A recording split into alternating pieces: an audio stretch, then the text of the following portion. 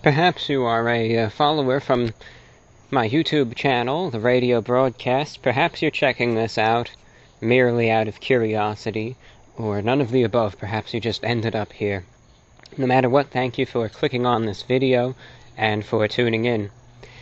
Before I begin this video, allow me to give a brief introduction as to who I am and what you will come to find in this video. My name is John. I'm also known as the Report of the Week, Review Bra on YouTube. I manage a YouTube channel, not this one. This is just one of my side YouTube channels. But my main account has 1 million subscribers, and I manage it for a living. I'm fascinated in the world of shortwave. Admittedly, I have not been in the world of shortwave for many years. I've been enthralled in the medium, and I believe that is the most appropriate word to use, but I've been enthralled in the medium for about six years now, and I'll be the first to admit it. I haven't been listening to shortwave for 40 years. I haven't been there back in the days when Radio Moscow dominated the airwaves in the Cold War era, the days when shortwave reached, in my opinion, its greatest prominence. I am not a ham operator, and I do not know those technicalities. And I say that right off the bat, because if anyone who is listening to this has those qualifications, if I were to try to pretend to be something that I wasn't, you would be able to know that, and it would just ruin it. So I'm going to admit where I don't have any skill. I'm not going to talk about that, and that's not what this lecture is about. This isn't about the technical aspect of the medium. This isn't about being a amateur radio operator, and nor is it about reflecting upon some of the past memories of shortwave.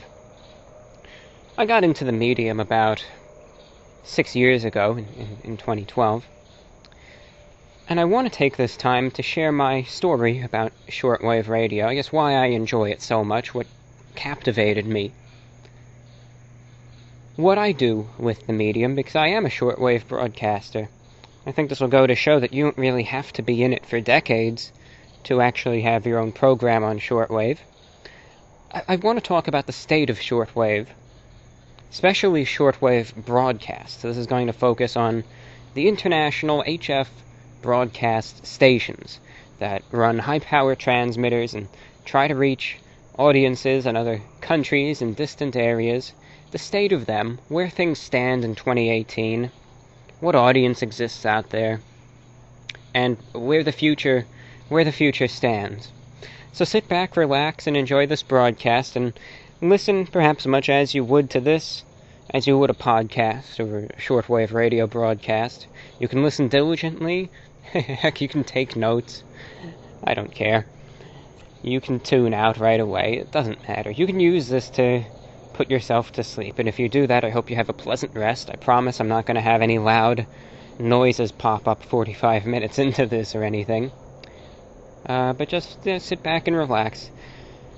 Really, I just wanted to use this as a platform to share a few thoughts that have been on my mind, and be able to do so to an audience that would appreciate it more, because if I uploaded this to the main YouTube channel, yeah, it might have more people that would click on it, but that does not equate to people actually being interested.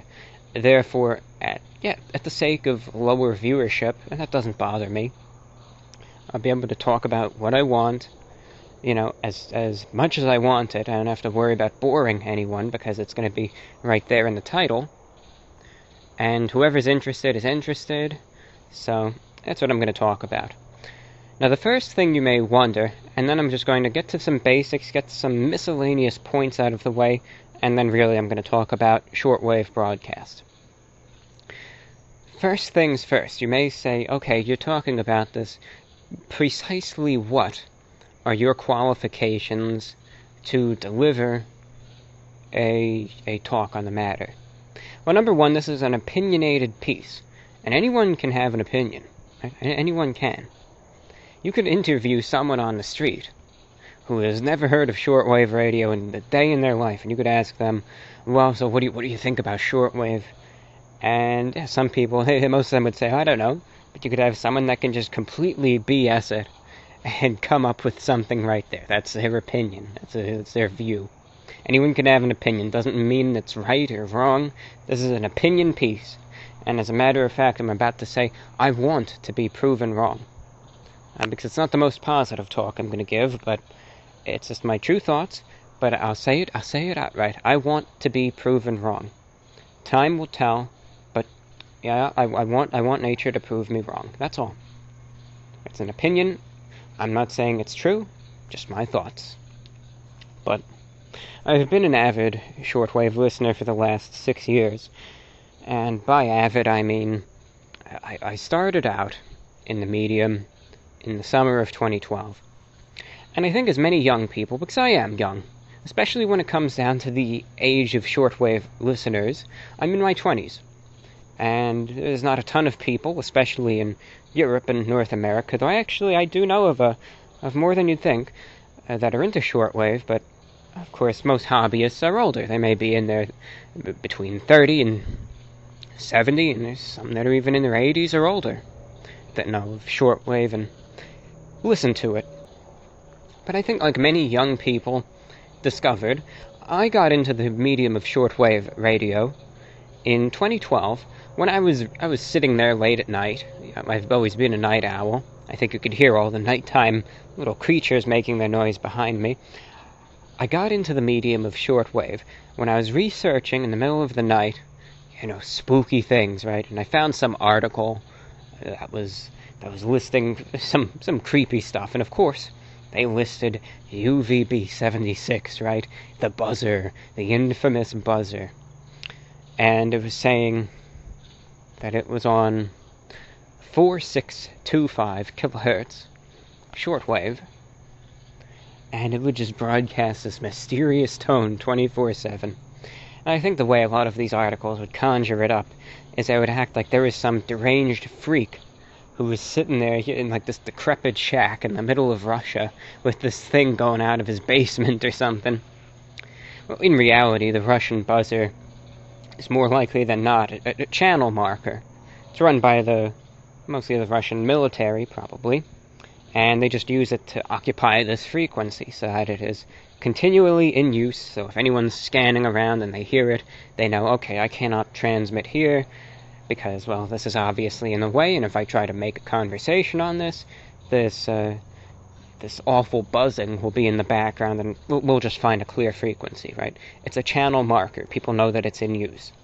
That's really why the buzzer exists, but no matter what. That intrigued me. That fascinated me.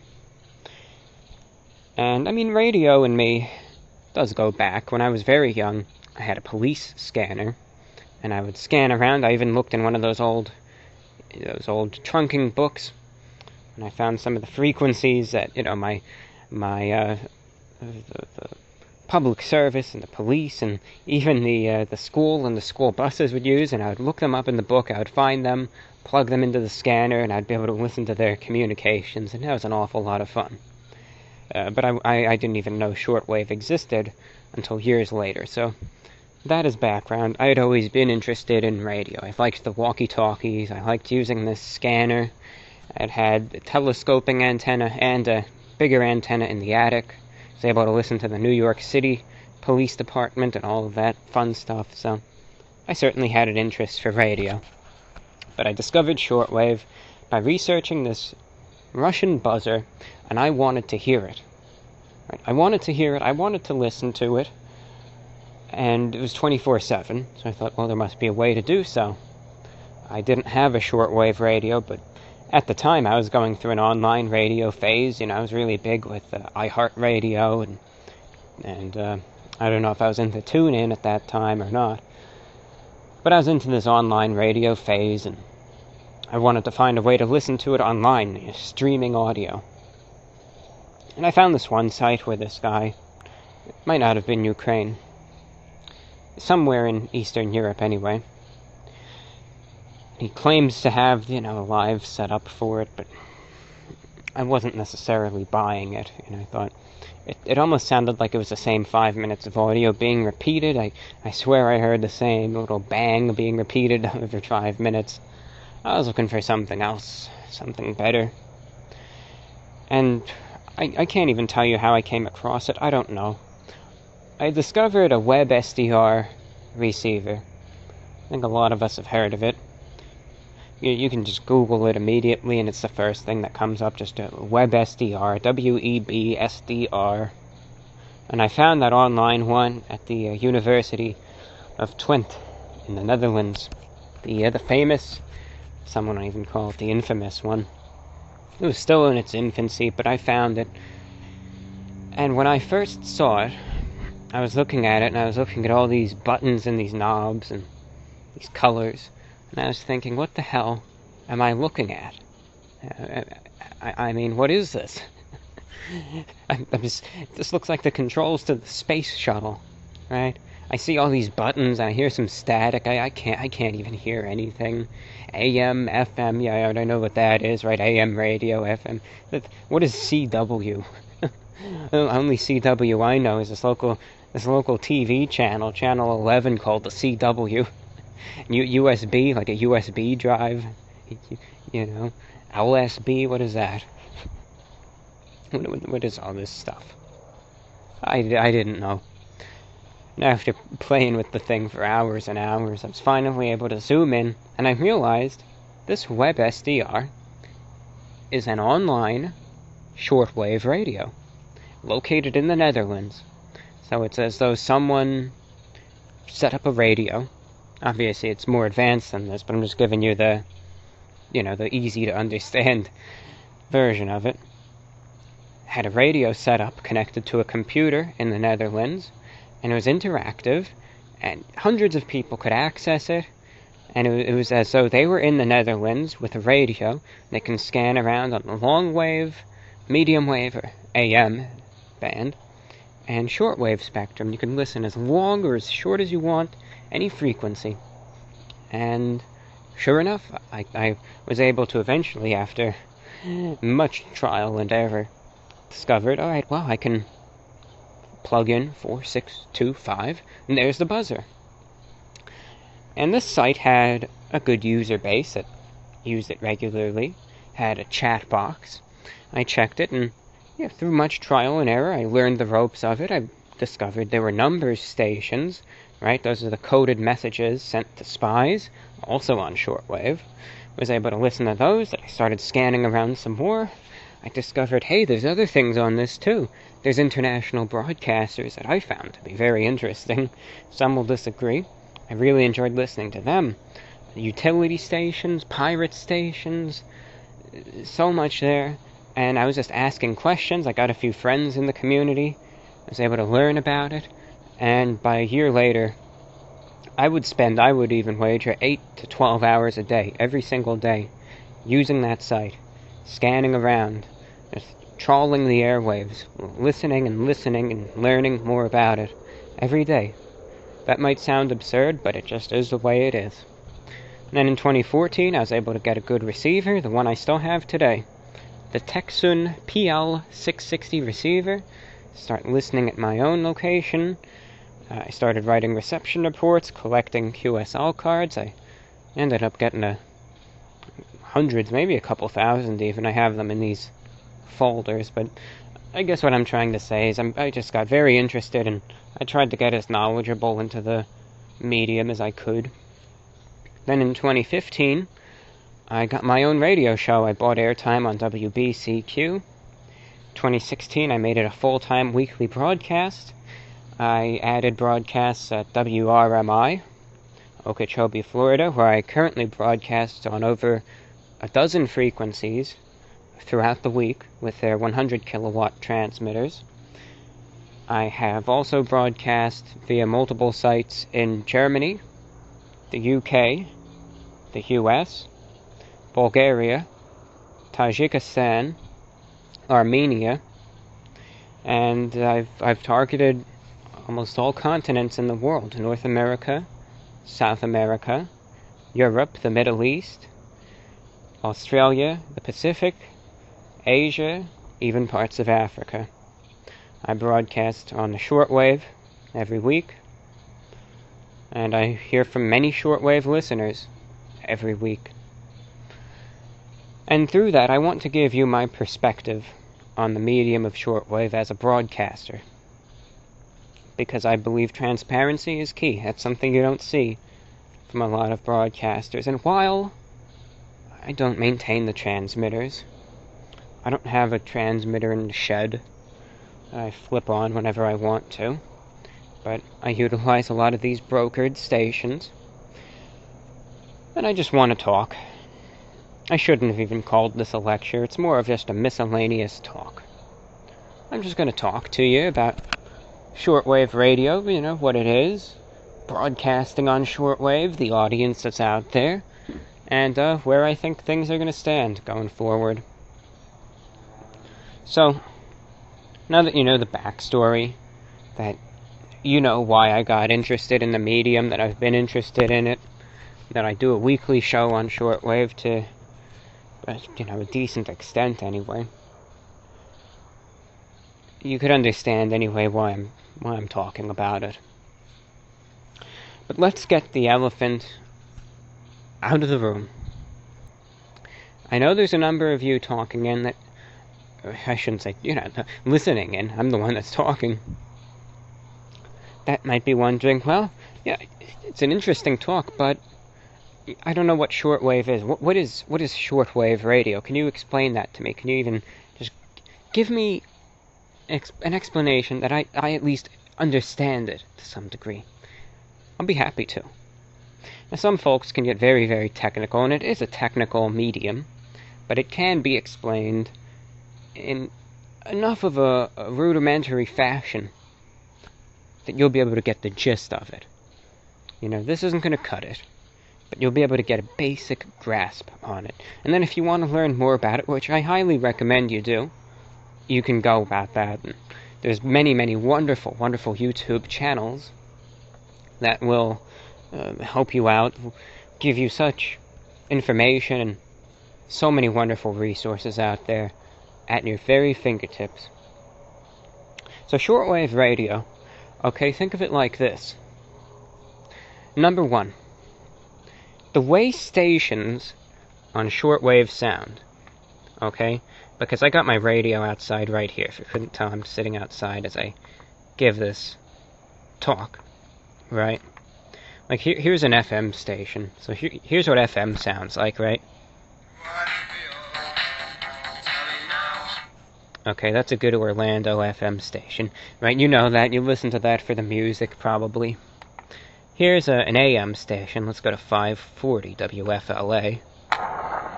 Take one atom of nitrogen and bond it with one atom of oxygen, boom! Right, that's what AM sounds like, okay? Let's find a strong shortwave broadcast station so you just know what it sounds like.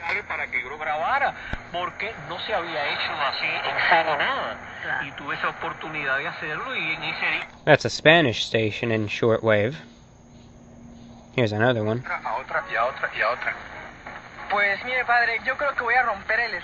You can tell shortwave sounds very similar to AM, right? But those are shortwave stations. Audio-wise, it sounds like AM talk radio, okay?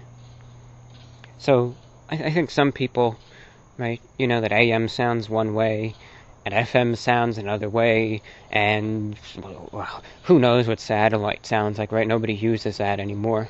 Well, what does shortwave even sound like? Well, we've established that. We know nothing about shortwave except for the fact that it sounds kind of like how AM radio does. Now, once we know how it sounds, which we do now, that also answers a lot more questions. Okay, so shortwave sounds like AM radio. What's so special about it otherwise, right? Shortwave would not even be a thing if all it was an exact clone of AM. Because it'd be like two of the same thing.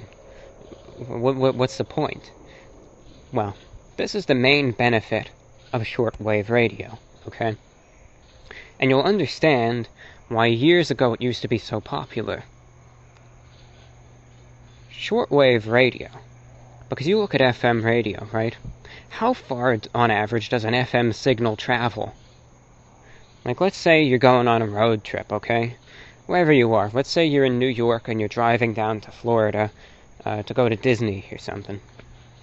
And you're listening to your favorite FM station in New York, 100.3 Z100.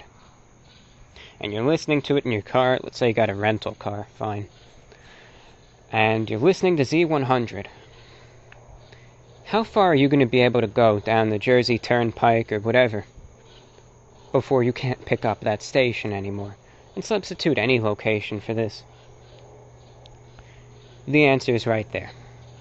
FM radio, while it has great signal quality, it's great for music, that's why there's so many music stations on FM, the signal doesn't go exceptionally far. And the further away you get from the transmitter, bye-bye goes the signal. And once you start getting far away, it gets this really harsh, staticky sound, and you can't listen. And you try to find another local station, or you put in some music or whatever. And that's the end of that. FM signals do not have a very far range, on average, especially to the average listener. AM signals, while they don't have the best quality, let's say you're listening to, you're still going down to Florida and you want to listen to news radio. 1010 Winds, they're a good New York station. They're my favorite AM, by the way. But they don't have a good signal. They target the city for the most part. But CBS 880 AM. You're listening to them during the day even. They're going down through Jersey pretty good, down to Philadelphia. But then as you start getting down to Washington, D.C., the signal starts petering out. And by the time you're past that, finally make it past all the ungodly traffic there, the signal's pretty much gone. Though when you turn the radio on at night, all of a sudden the signal's back again. But during the day and whatnot, you're trying to listen to the AM. By the time you kind of get down to Washington, D.C., a couple 100 miles, it's gone. So AM has better range at the expense of the sound quality. I think you kind of guessed it. Because I'm talking about the range of signals, right? Then shortwave must have something to do with that, otherwise I'm just wasting your time. And yes, indeed. The benefit of shortwave radio is the range of the signal. The audio quality sounds like AM talk radio for the most part. So if people are able to still put up with that, then they can put up with shortwave audio quality. But these signals, instead of traveling hundreds of miles, if they use the right frequency and the right transmitter power, a shortwave signal can travel thousands, if not tens of thousands of miles, and blanket an entire continent. And you really have to think about it. Think about North America, okay? Think about Miami, Florida, all the way up to Anchorage, Alaska, from New York City to Mexico City, all points in between. Imagine standing there with a radio and being able to hear the same exact broadcast on the same exact frequency, if it's a good one, with the same exact audio quality and strength in all four of those points and every location in between. That's pretty cool, isn't it? I think it is, anyway. Some people will say, yeah, but we got the internet. Well, why do you think shortwave isn't as popular as it once was anymore? That's what did it. But for those of you who still like physical medium of radio, and it's an aesthetic that a lot of people don't really... It's something they didn't even realize existed. But many people still, even many young people, still find it fascinating. No one knows about it anymore. No one really talks about it anymore. But I still talk about it. If anyone lends an ear, I'm here to talk about it. I can go on and on and on, all day long, all night really, because that's what I'm doing. I said, well, I'm going to get the microphone and just talk and talk and talk till I burn myself out. And then I'll upload it to YouTube if I want. But that's where shortwave has the advantage. Okay? In distance. That's what makes for it. You might say, okay, well, I could understand before the internet existed and before that global communication network existed, alright, I could understand it, right? If I'm out in the middle of, even here in the US, and I kind of want to hear about what's going on in China, and I don't really want to watch the TV, I could turn on the radio and I could hear a station from China and find out what's going on there. See what's going on in the Middle East, or Europe, or Africa, or South America. I could turn on this radio, flip the dial, and there's the news about it, right? So I could understand pre-internet how this is really cool. Yeah, oh yeah. And before the internet, lots of people listened to shortwave radio. And then in the 90s, when the internet came about, obviously it dealt a major blow to shortwave. A lot of casual listeners decided, well, why bother anymore? I mean, I have this radio where I can get an internet connection and be able to get all the stuff I want internationally way faster than having to listen to a radio program. That's what happened. A lot of listeners in the 90s and 2000s, turned the radios off, packed them up, and moved to the internet instead. That's just the progress of technology. And then, and this is morbid, but it's true, a lot of the individuals who grew up with shortwave, the greatest generation, for instance, they all died. I know it sounds morbid, but it's true. All the folks who were born in the 1910s, 1920s, now getting into the 1930s, who, listened to shortwave through their entire lives, they're all dead. They're not around to listen anymore,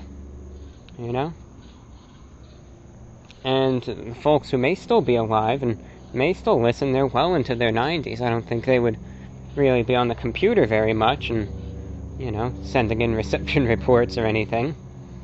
I wouldn't be surprised if there still are a few folks in the nursing homes who may have a radio set that they may tune around on, but by and large, the principal reason for decline, especially in North America and Europe, that's what I'm going to be focusing on in terms of the state of shortwave, is the internet, advent of the smartphone, that did it too, better internet speeds, better online streaming quality, the increase in noise interference.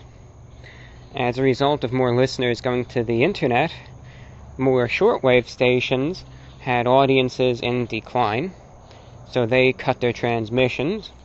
As a result, with less on the air, less to tune into, less reason for any listeners to turn their radios on and listen, so they stopped listening. It's like a positive feedback loop. Then the existing stations, not enough listeners, shut their stations down. The few listeners that were still around, well, their favorite station's gone now. They leave, and the few stations that are left don't have enough, and it repeats and repeats and repeats until there's nothing left. Well, thankfully we didn't get there yet. But if you go back 2 decades, yeah, it's a former shell of itself, but there's still enough. Now you may say, okay, wow, that's pretty negative. Why do stations still use shortwave at this point? I mean, who still uses it?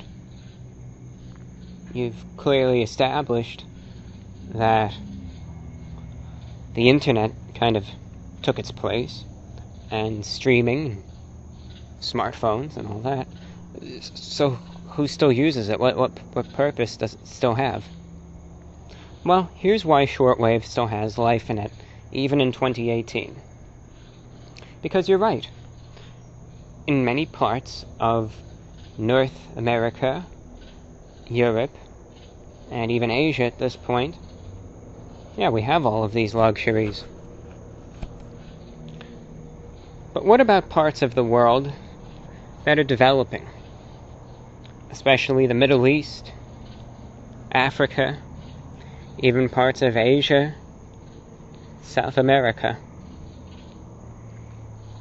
Areas where the quality of life is so low, we can't even relate to it.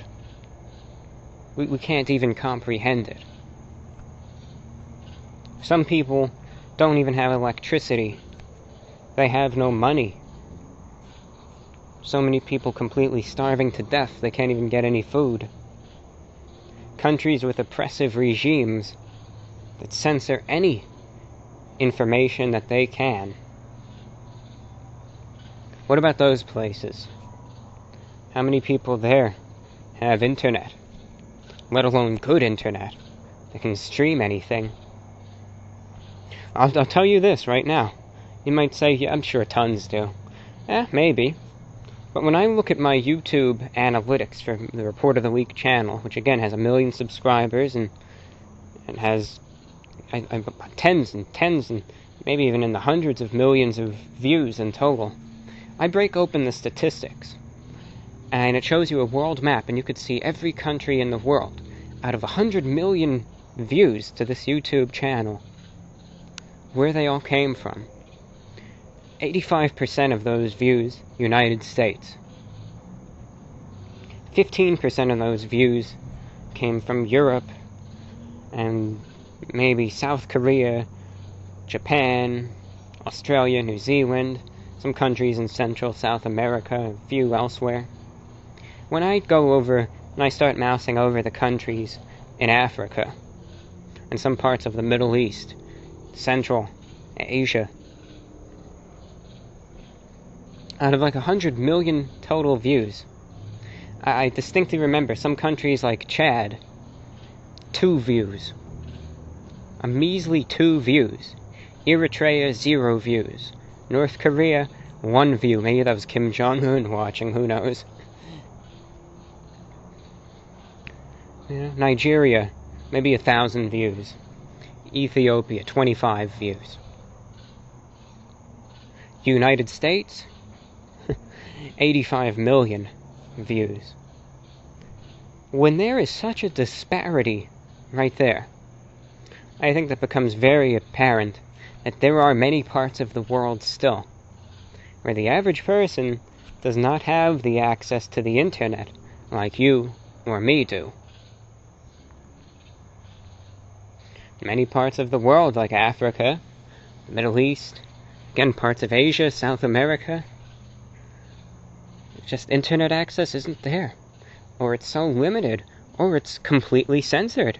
You have regimes out there that will try to censor whatever that they can. And any sort of freedom of speech or information just does not exist. Radio, well, you can tune into your AM/FM stations, but considering that the range of them, most of those stations are located within that country itself, and will only give you very biased government propaganda, won't give you any variety. Some countries will just ban this stuff outright. You know, you're sitting there, you're living in one of these countries, you want something objective, but how do you get it? You can't get to a computer, you don't even have any electricity. You know, the one local station got burned down a few years ago in the protests, and they couldn't even afford to rebuild it. The only other station on the AM is the government propaganda station, so what do? Satellite? Yeah, with what? What electricity? You're in a village. Living in a hut. What can you do? That's where shortwave radio comes in. You can have a hand crank radio, solar powered, even battery operated.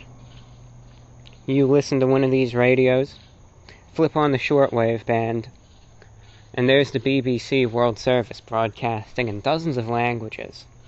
The Voice of America, Radio France International, Deutsche Welle, China Radio International, and many others, with transmitters thousands of miles away. You know, in the United States, in the UK, in France, Germany, Ascension Island, so on and so forth, with hundreds of kilowatts beamed right your way. And you could tune in, and it sounds like a local AM station, yet the signal's coming from thousands and thousands and thousands of miles away. But you can still hear that. Clear, live, up-to-date, perhaps impartial, news and information. You know what's going on in the world. And it is for that reason, for people in developing countries, places that are plagued by war, famines, just such levels of poverty, government censorship. That's where shortwave radio is still used today, in its most important aspect. I bet you're thinking of North Korea right now. Oh yeah, North Korea is they're a hub for shortwave activity. Because in North Korea, if you get a radio set there, radio is still the primary medium of consumption over there, believe it or not.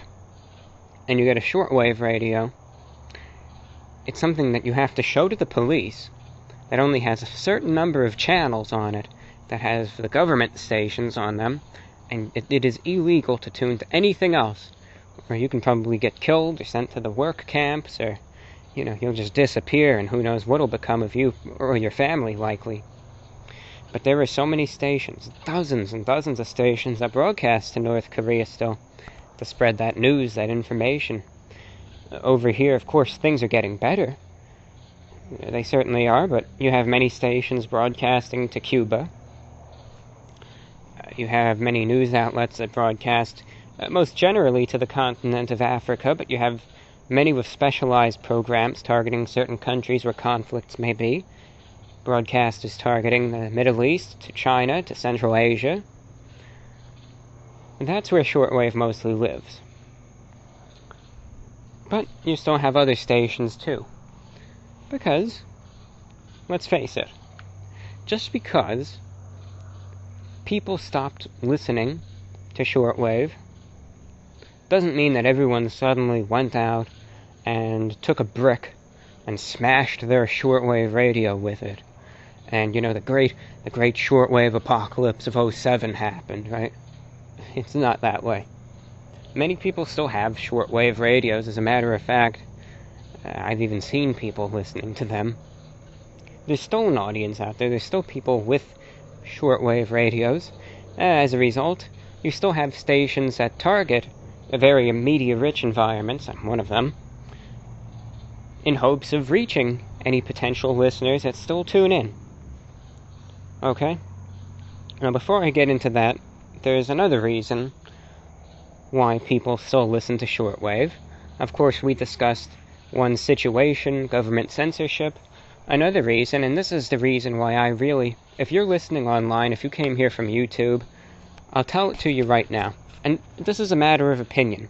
This entire lecture, or talk, is an opinion. And I'm going to express my opinion, and if you don't want to hear it, then you can skip past it if you'd like. I really suggest you buy a shortwave radio, if anything, for this reason alone. One other reason why shortwave radio is so useful in a time of disaster, in a time of terrible calamity. It could be war, it can be a natural disaster. I'll give an example. I have a Texan PL660 receiver. Alright. Comes with shortwave, AM, FM, aircraft band, all that. Battery operated, great battery life, great antenna. Wonderful receiver. Great on shortwave, and picks up AM, FM better than any alarm clock, any boombox, any of that. And on my Amazon store, and I'm going to shamelessly plug it, because, it's something that I remain steadfast in, it's something that I truly believe, it's something that I'm going to promote anyway, because I truly believe in it. But you can find my Amazon store, amazon.com/shop/the report of the week. That's THEREPORTOFTHEWEEK.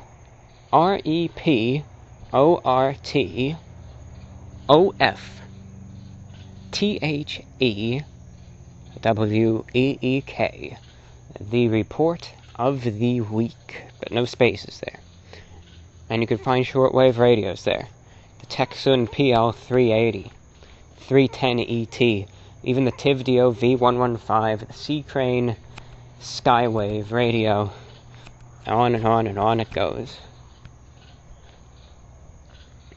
In a natural disaster, Hurricane Irma, for instance, boy, that was I don't have a whole story to tell with that one. I'll give you the abridged version.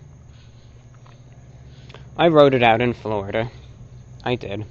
I tried to evacuate, it didn't work, went back to Florida and just rode it out, rode the storm out. And I survived, you know, but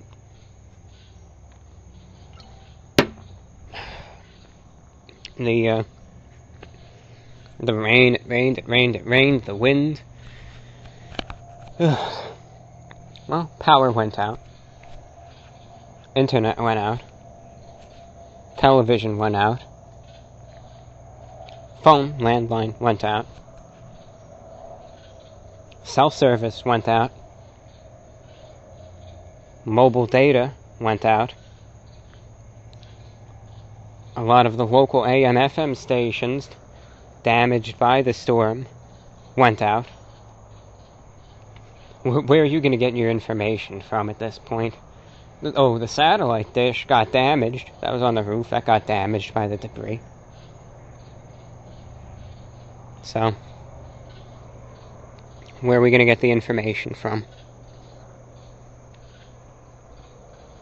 I was able to use my portable radio that's battery operated, and I had a hand crank one too, and spare batteries, even rechargeable batteries. I was able to use this radio with its wonderful, and all of these radios have such wonderful AM/FM capabilities. I was able to use that to pull in those weaker, more distant stations to try to figure out what was going on in Florida. I was able to use shortwave to hear what was going on in the rest of the world, because even though the main news broadcasters don't broadcast to North America anymore, here's the fun thing with shortwave. Just because they're targeting one part of the world doesn't mean that's the only area their signal is going to be heard. I was able to hear their broadcasts, able to hear Radio Havana, Cuba, know what was going on in the Caribbean, and the BBC, even though they were targeting Africa, was able to pick them up just fine because there was no electric interference to bother me. I was able to know what was going on in the world for those couple of days before the utilities started to get restored one by one. I was able to use the radio's AM/FM band to understand what was going on locally. And I tell you what, every day I would sit out there and have that radio on, indoors, outdoors, no matter what. And you know, that's what I was doing for fun. I know everyone looks forward to just using their phone or the internet, but when none of that was there, every single day I looked forward to turning on that radio and you know, hearing the analog voice of the announcers and whatever saying what's going on for the day. That was my means of entertainment. And I imagine in those parts of the world where folks still depend on it, they feel the same way about shortwave and that broadcast medium. But that still happens over here. Hurricanes can do that. Terrible, terrible storms can do that. Earthquakes, hey, we've been lucky, but the big one's got to happen at some point. Hate having to say that, but it can. It's something to have. If anything else, if all else fails, radio's going to be one of the last things standing. If anything else, just get a radio for that purpose only. Keep it in the box. Have some spare batteries sitting around. And just keep it on the side. Keep it in the shelf. You know, throw it in the corner. You don't even have to look at it. If you're ashamed of it, then hide it.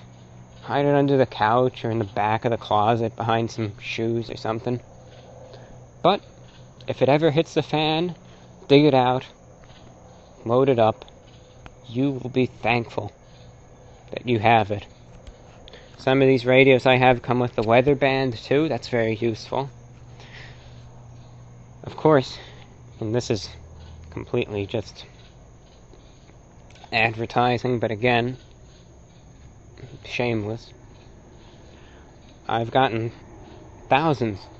I don't even exaggerate. I've gotten thousands of emails from online listeners who tune into my own radio show which I do on the shortwave. I target North, South America, and whenever I'm feeling like gambling, Europe.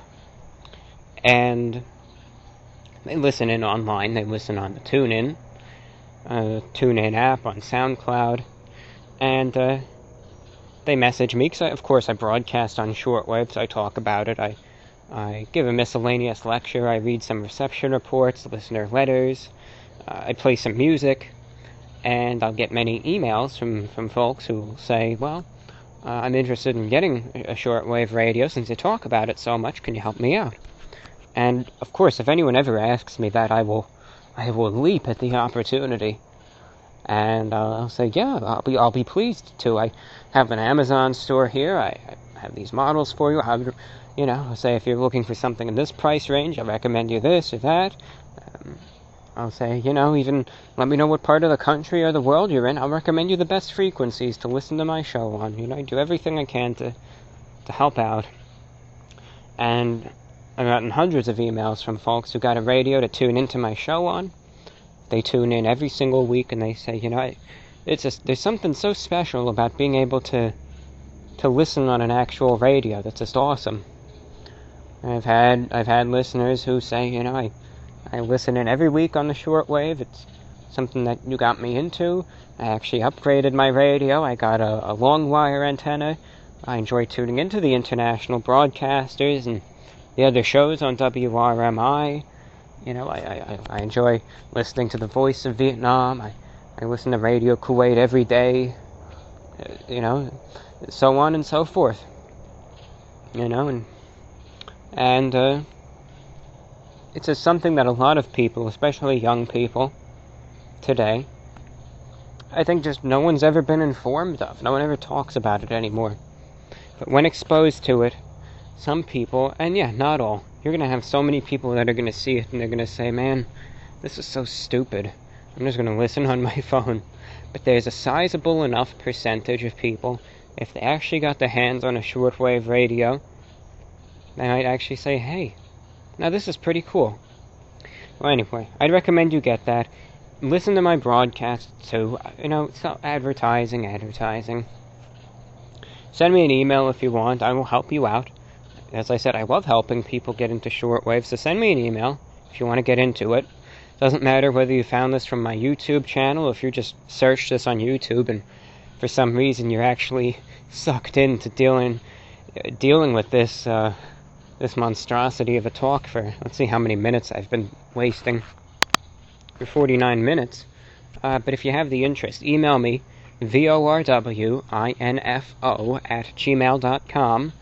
That's VORWINFO@gmail.com. That's the email for my radio show. So that's where all the reception reports and listener feedback and song requests and everything all goes to the same place. But email me there, and I have a folder where I always mark off the people who want to get a shortwave radio, and then I, get down the list, help them out. Be happy to help you out. You know the address. It is there. Okay. Well, we know why shortwave can still be used today, right? We know the essentials, for disaster relief, getting information into war-torn areas, impoverished, developing nations, etc., etc. Even in first world countries, folks who are in the middle of nowhere. If you're in northern Canada, you're still pretty much in the middle of nowhere. There's not a good chance you're going to be able to get a good internet connection or good cell service up there. Or in parts of the western U.S. even. People, they forget how vast the United States is as a country, how massive it is. So, even over here, there's some areas very rural where folks, they still might have a shortwave radio. But we know the stations and why they target these specific areas. But there's also many stations that target what we would, developed nations. I was going to call them first world countries, but I try to refrain from that and call them developed nations. Like the U.S. Okay, well, the United States has internet, for the most part. We'll forget about the 20 million people that still don't. Has, for the most part, cell reception. Data. Satellite. An abundance of AM, FM stations, so you can hear the 10 different frequencies with your favorite conservative talk show host. Why does it need shortwave? Well,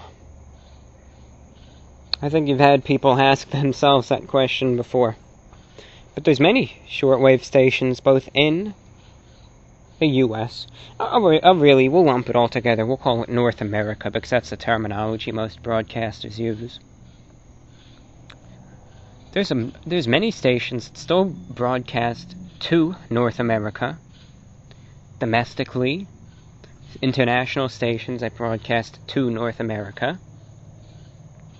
Why? Well, look at it this way. Some people will look at this and they will say, obviously, because of the internet and because of all that, there are no shortwave listeners left in North America. Now that's a lie. That is a complete and total lie. Some people will say there's 200, maybe there's 200 people. That's complete BS. And I say that as a broadcaster. I can look at my own correspondence and tell you you're wrong. You have to look at it very simply. In North America, there are 4 types of shortwave listeners. Okay? Individuals, and this is a small amount. It's larger elsewhere in the world, much, much, much larger. Individuals that depend on shortwave radio for programming, i.e., perhaps those in rural Alaska, very, very rural, remote locations that depend on shortwave for programming. You have listeners who have a shortwave radio and enjoy listening to certain types of programming on shortwave. Those who everyone has different media habits. Some like getting their information from a newspaper.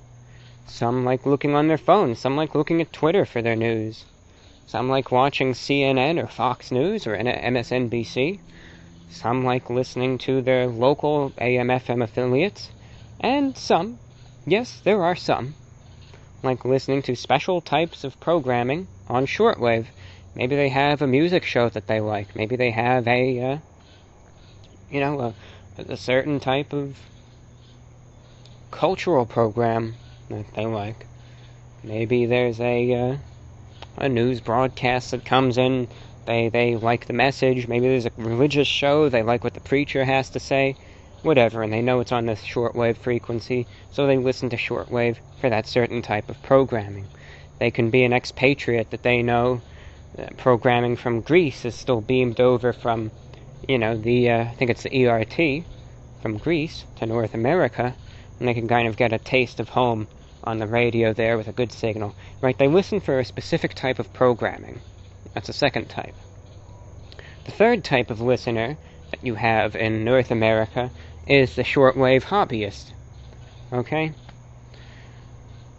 Now, I don't even say this to try to offend anyone. When you think of like the ham operator, right, the ham radio operator, and you think of old Gramps sitting there tinkering around in the shed or whatever with some noisy radio, right? The hobbyist. That's not true. There are, again, I've gotten emails from so many people who are amateur radio operators, and they're such intelligent, passionate individuals who span all ages, genders, backgrounds. That's just a stereotype, and it's not true. But you have hobbyists, right? You have ham radio operators. Now, they get a special license that on certain designated frequencies they can utilize the power of shortwave to communicate with one another. That's for another day. But some of them also listen to shortwave, and of course, because they're hobbyists, they're passionate about the medium of shortwave, and they'll scan around in there, they'll listen to some of the stations for fun. You also have certain hobbyists who are called DXers, and DX, that's an abbreviation for distance, where they specifically try to have radio setups to hear the farthest radio stations on shortwave that they can. Then you have hobbyists out there who will try and collect QSL cards, where they'll try to write in to a station, and sometimes if you write into a shortwave station, let them know that you're listening, they'll send you a little postcard in return, called a QSL card, and they have different little designs on it. It's like the radio equivalent of kind of like baseball cards. It's a really stupid analogy, but it's something we would all understand. And people like to collect those, and some of the, smaller, lower-powered stations are rarer to hear than others. You'll have individuals who, as a hobby, try to listen to pirate stations for fun, right? So you have all these hobby listeners, too. That's the third type that listens to shortwave here in North America. And then the fourth type, and this is the type that nobody ever really talks about, but they exist. People, and this is a real thing, it's going to sound silly, but it's true. People who either had a shortwave radio many years ago, or have a radio with a shortwave band, and really have no idea what it is, but are just scanning around on it because it's there. And you might say, come on, can you really prove that it exists? Absolutely. Go ahead and just search up the word shortwave on any social media, and you will see that dozens and dozens of times. Someone, found their grandpa's shortwave radio, and they just turned it on, they're just spinning the dial, and you're hearing a little bit of everything, and they're trying to figure out what it is. Maybe that's not real listeners, but by the numbers, it's people who are listening.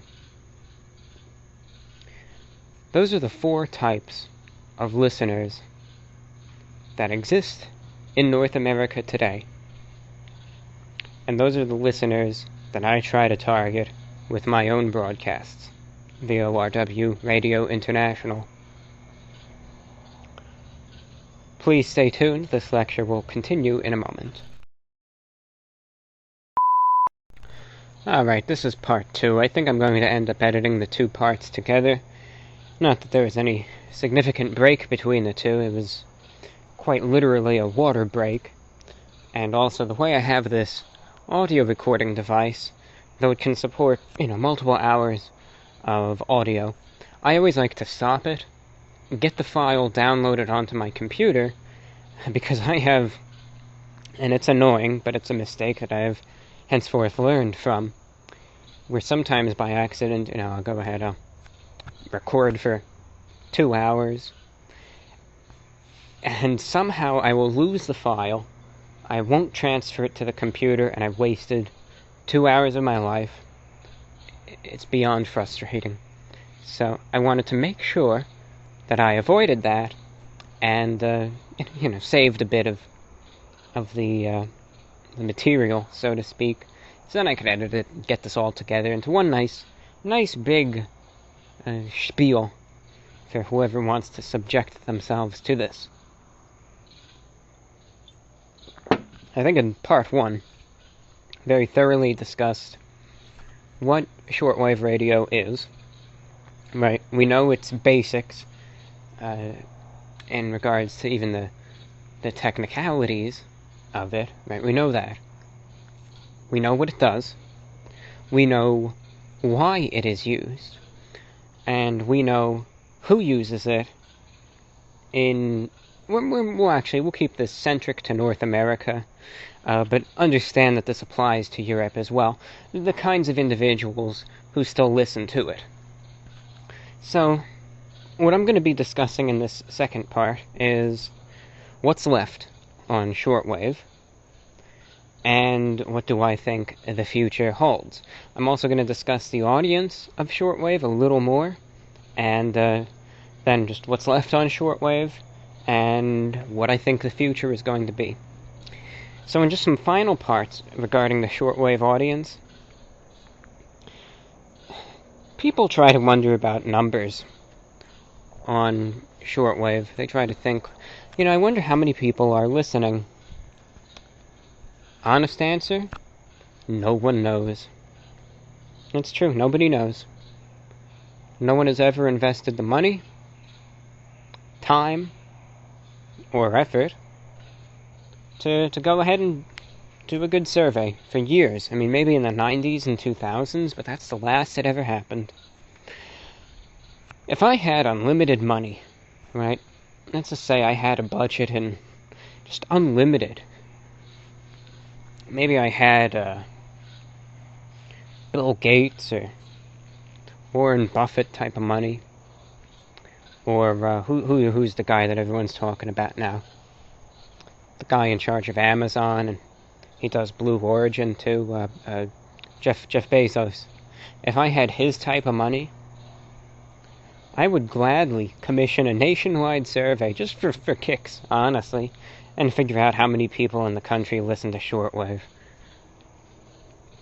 But I would imagine, and this is just my speculation, and I had one guy online I don't want to say ignorantly, because, again, no one knows. So how can you be ignorant when nobody knows anything? So that's not the right word. I guess very arrogantly.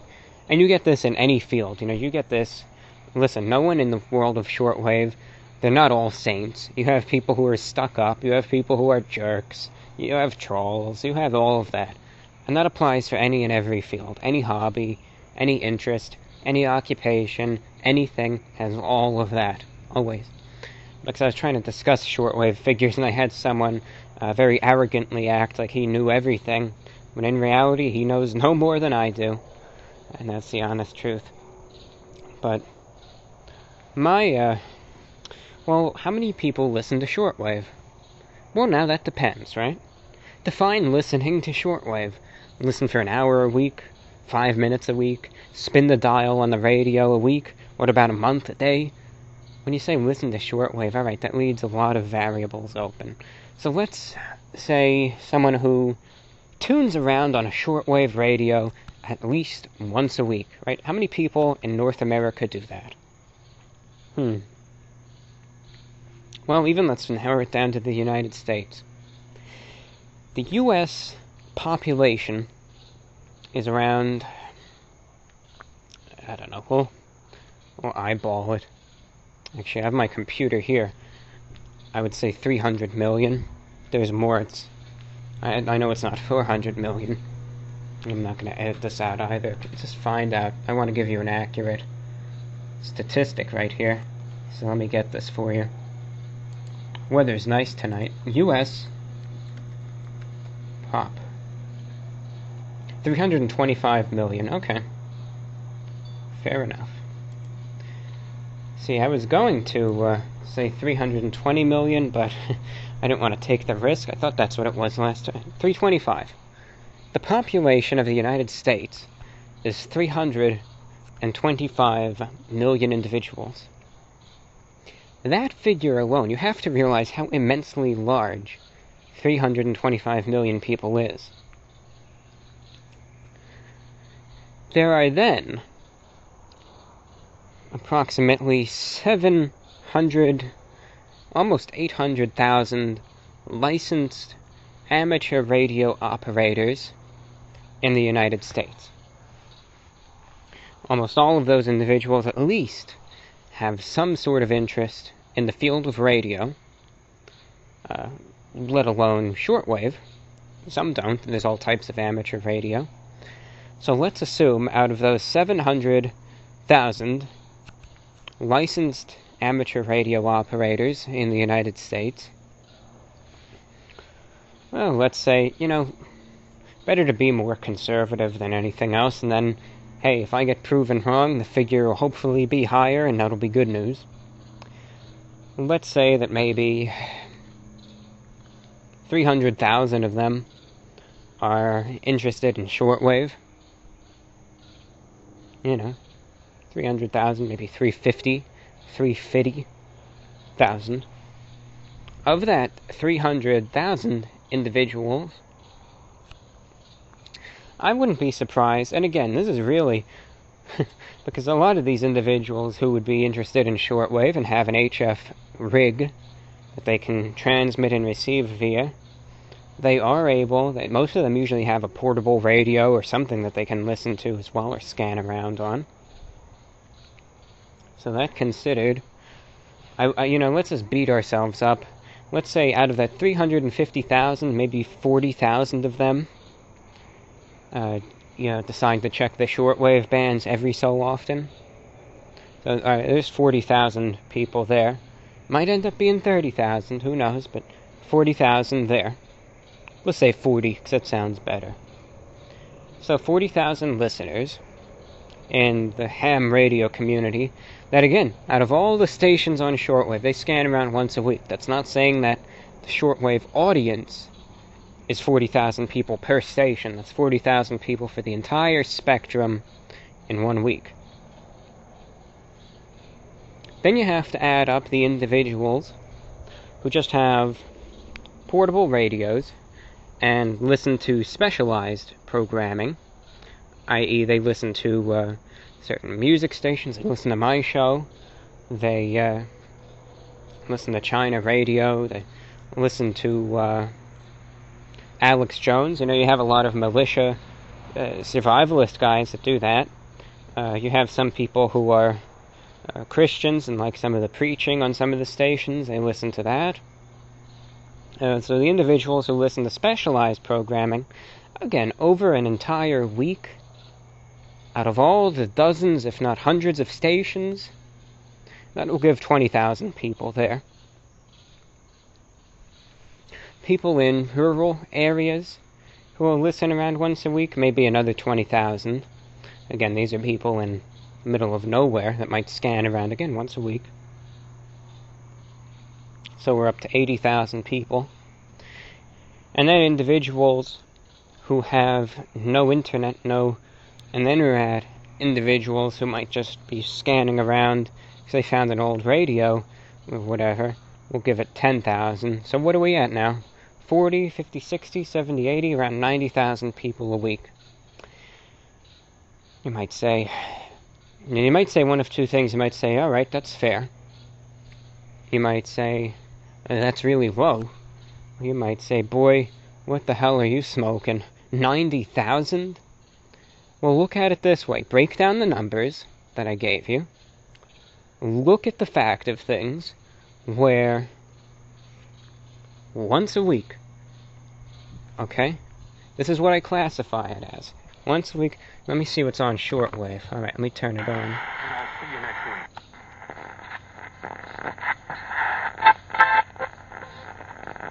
week. Let's see what's on here. Yeah, I'll listen to this for 5 minutes. And the radio off. I classify that as one listen right there by one person. Out of a population of 325, not 1,000, if you said 90,000 out of 325,000, yes, that's insane. 325 million people. 90,000 is a very, very small number that do that once a week, not even once a day, once in a 7-day period of 24 hours apiece. In each hour, each minute, there's a possibility of dozens of stations to listen to. You end up breaking that down, and you can break it down further, and further, and further, and further, and further. Or if you tried to put it per station, that number of 90,000 individuals will end up being 20 per station at any one time, if even. So next time you want to try to make the argument of saying that 90,000 is too many, you look at how it's broken down and you'll see how you can make 90,000 be very, very, very small. But I think that's a regular estimate. I think around 90,000 shortwave listeners in the United States is fair. I think the highest estimate would be in several 100,000, perhaps maybe 300,000-400,000 in total. That would be if you make a high estimate in terms of the number of foreign expatriates individuals who just have portable sets that listen about, enthusiasts, hobbyists, and all of the above who listen in. So I think the high estimate, again, this could be accurate, the high estimate would be maybe around 400,000 regular shortwave listeners in the US.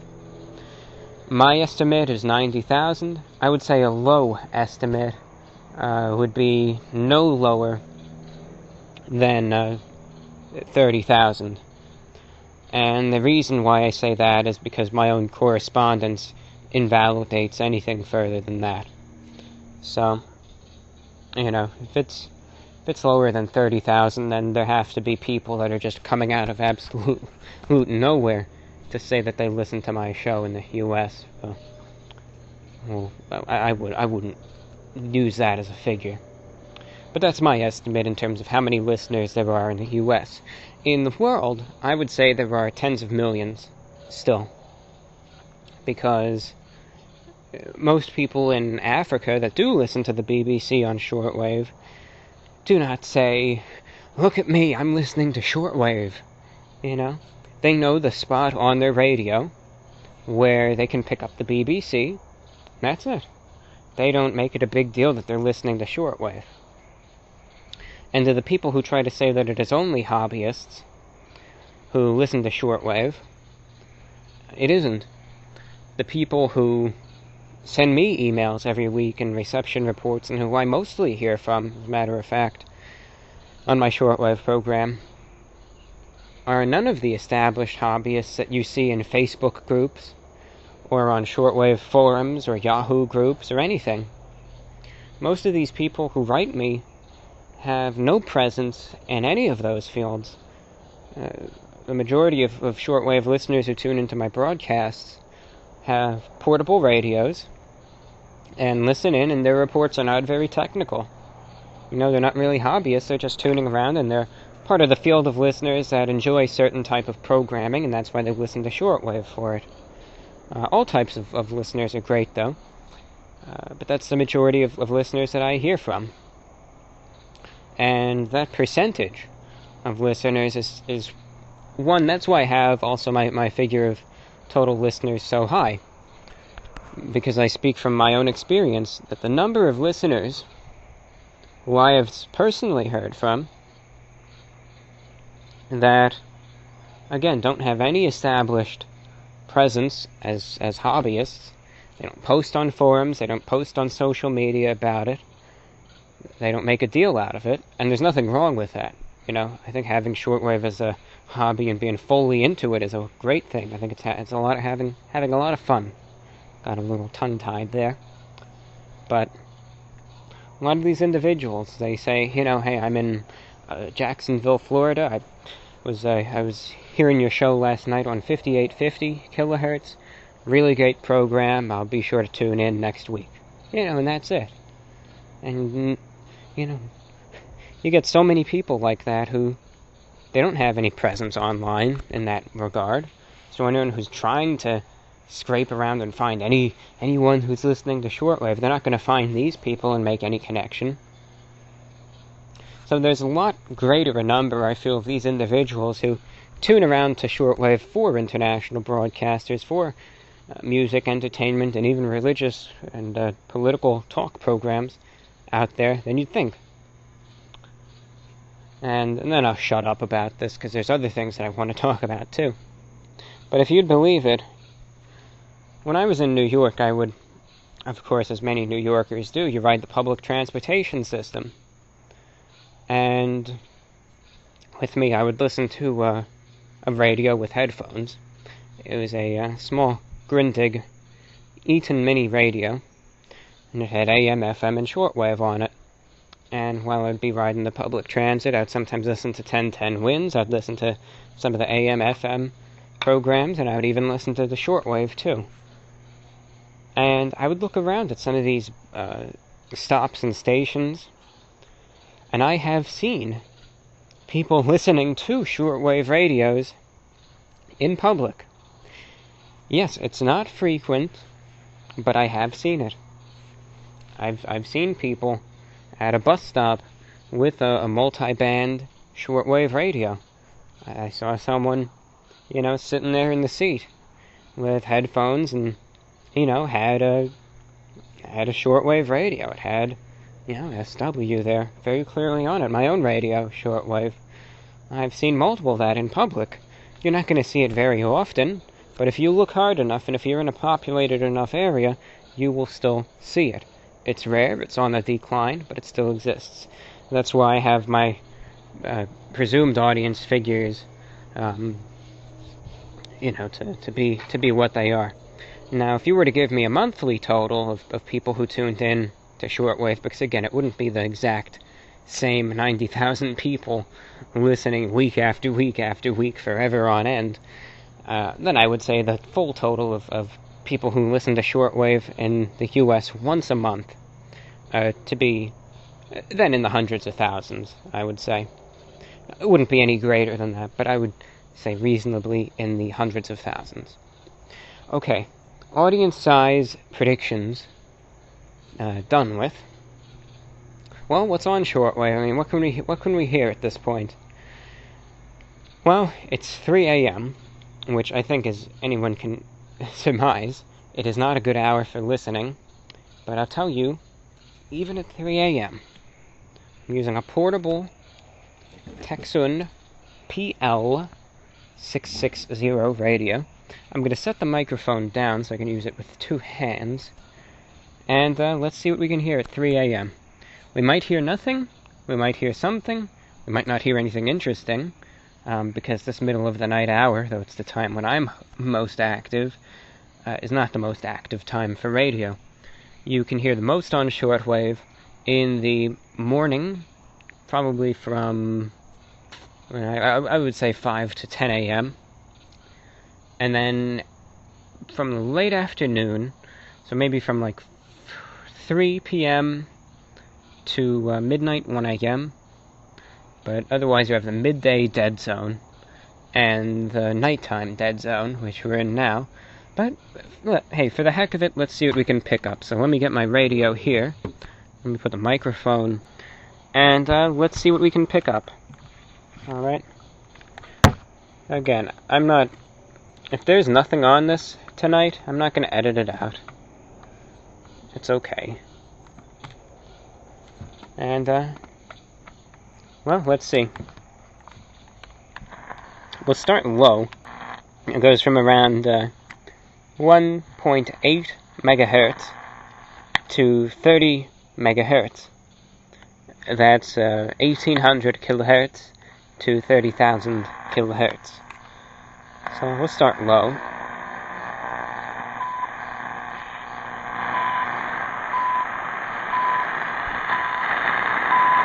This is station CHU in Canada.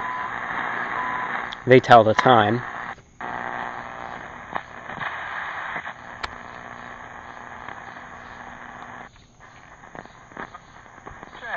So I said, the first thing I did, I went up to Walmart and bought an Ulster blender. Now you know what's coming, don't you? So he said, I was going to give him an object lesson. So he said, I took some green paper, and I cut it in little pieces, and on every piece of green paper, I put a biblical truth.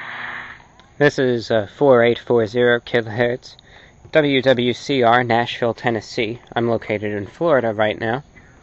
I think this is one of the most popular shortwave stations. People will probably debate me on that, but I think it's very, very popular with some Christians. I think a lot of the preppers, militia guys, they listen to this. Alex Jones, he's been in the news, he's popular. InfoWars and GCN, they buy tons of airtime on this station, and clearly if they're willing to invest all the dough in it, they got to be getting some sort of returns. So I think this has an audience, WWCR. I poured it in a glass, held it up, and I said, who wants to drink it?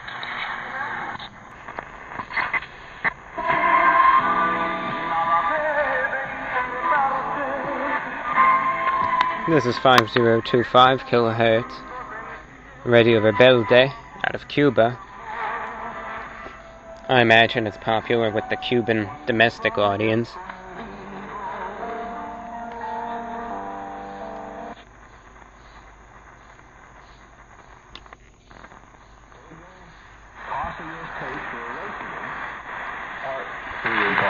just understand what we're correcting, this one point, that the 430 years... WTWW, Lebanon, Tennessee, Pastor Peter J. Peters, Scriptures for America, extremist. That's all I'm going to say there. Extremist religious program. I don't agree with it. I don't know what audience size he specifically has, especially because he's been dead for 7.5 years, but someone's still airing his tapes. But I guess if someone's around to pay the bills to keep this going, someone has to be listening.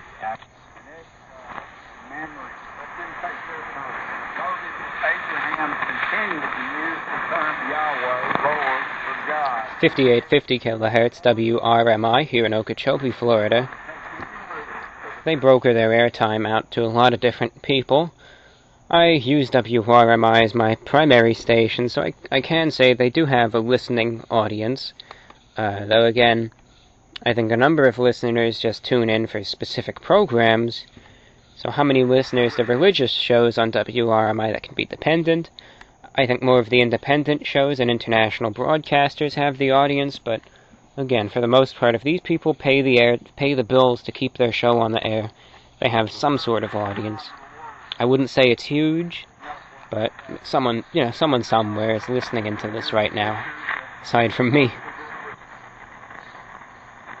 And sees, as he looks at us standing in faith in Christ, sees us as though we were Christ. Gene Scott on WWCR, he's also dead. His widow, Melissa Scott, pastor, she's keeping his ministry going. And I know he's got a couple listeners. I've seen people say that his style of preaching is more intelligent and, intelligible, and people do listen to it. May mean to you.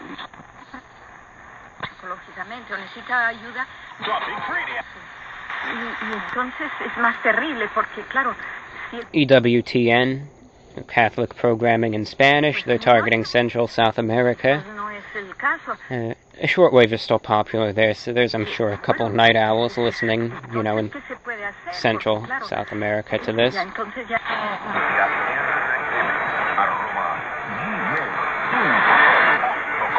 Búscanos en Facebook y en Twitter como Sin Interferencia RM. Cuéntanos una experiencia. Saluda a tu gente o vota por tu canción favorita. This is Radio Marti from the United States government targeting Cuba.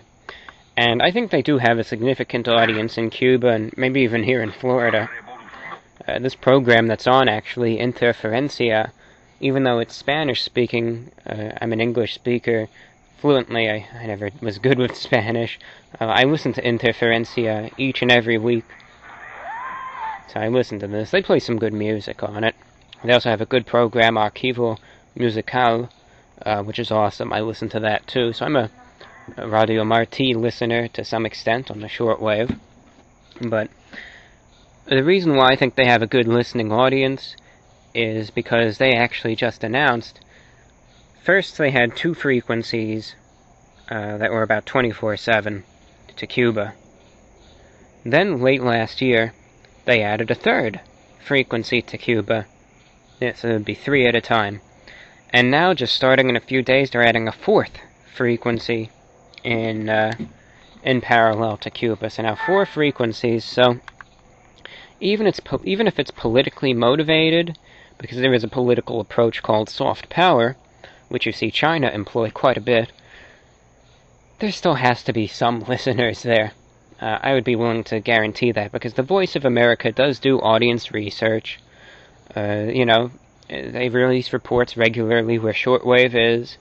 There's a reason why they're refurbishing and adding more transmitters to their transmission site in Greenville, North Carolina, United States, to target Cuba more.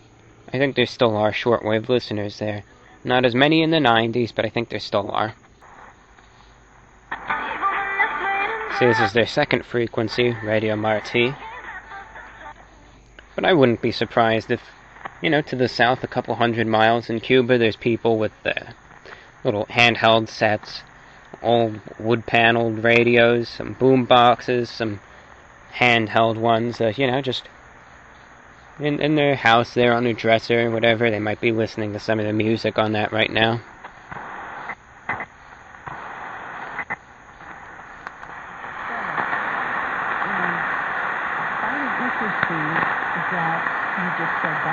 This one's weaker. It's 1 kilowatt out of Toronto, CFRX 1010, news radio.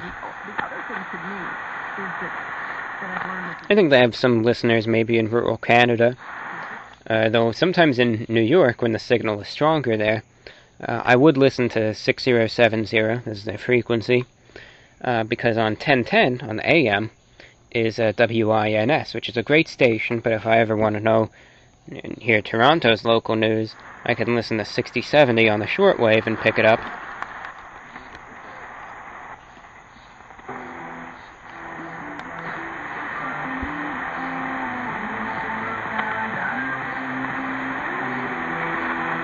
.6100 kilohertz. This is from Cuba. I couldn't tell you how many listeners this one has, admittedly, or even take a guess.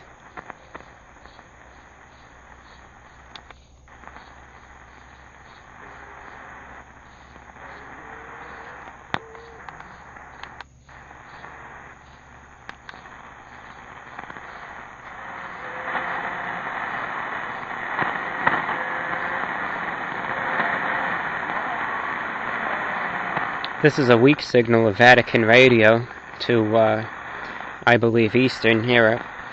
I know there's many shortwave sets there from left over from the Cold War, so I'm sure they have some people tuned in there, waking up. This is a Sunday morning, so probably tuned into that.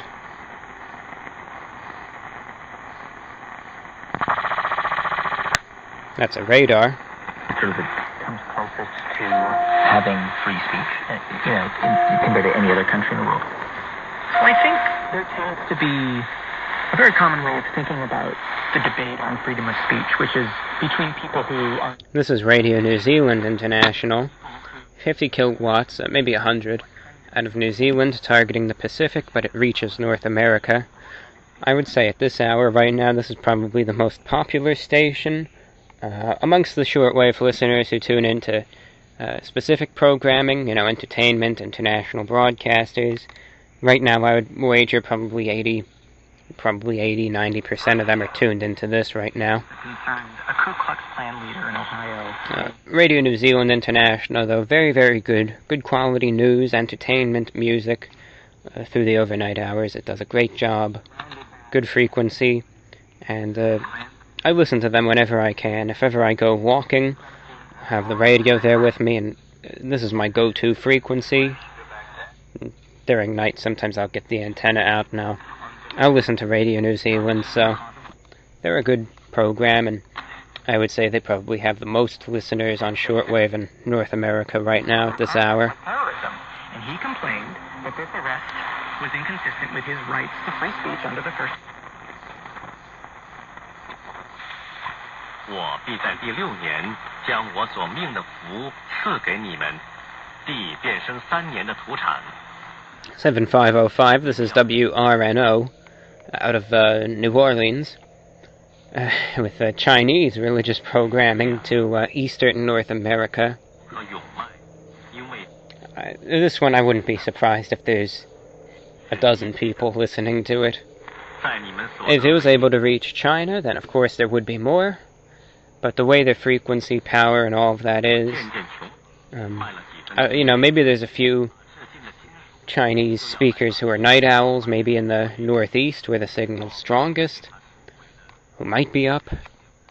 But that's really cracking it down. There would have to be Chinese speakers up at 3 a.m. who are also religious and also would be believing in this particular sect of Christianity, and have a shortwave radio and would be listening to this, so that's really cutting it down. But in terms of population, it's possible that there can be a small handful. So who's to say? I mean, it's not impossible, unlikely, but it's not impossible. Seeds as of many, but as of one, and to thy seed, which is Christ. I'd like to encourage our radio listeners. Go to our website at www.churchofchristpreaching.com. This is WRMI with another religious client. You can download this frequency, 7730, is brokered out. I do use 7730 a number of times. I do get good response on it, so again, if there are folks listening who are interested in it, it's possible.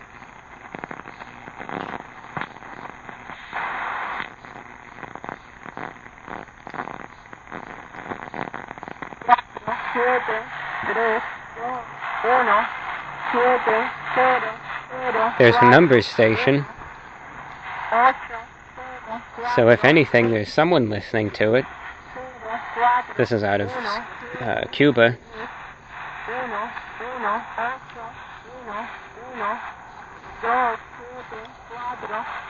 So somewhere in North America, maybe it's in someone's basement, or it could be in, you know, just outside like this, with some headphones. There's someone listening to this, copying the message down right now.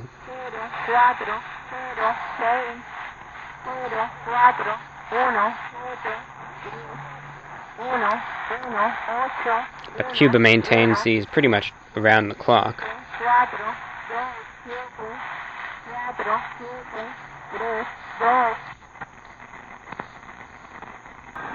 Not the strongest 9395 is a frequency of WRMI that they play a lot of oldies on.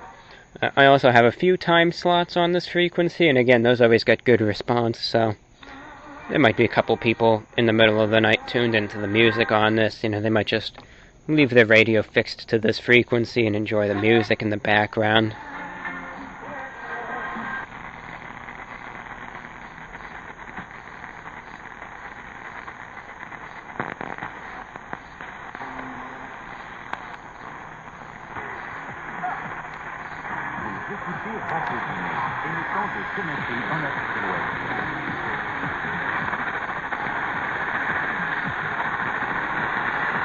I believe this station on 9650 kilohertz is Radio Guinea, out of Africa. It's a domestic station in West Africa.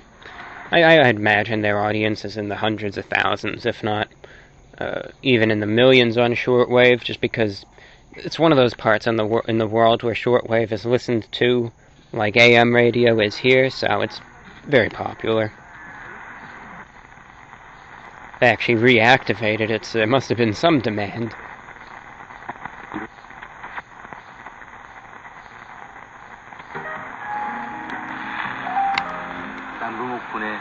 A 9860 kHz KBS World Radio from South Korea in Korean, targeting Europe. And again, there must be an audience there to warrant it. Over here in the US, who knows?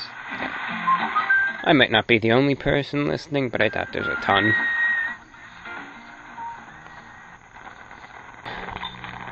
Bind your girdle on him, and will commit your authority to his hand, and he shall be a father, Papa. EWTN in English.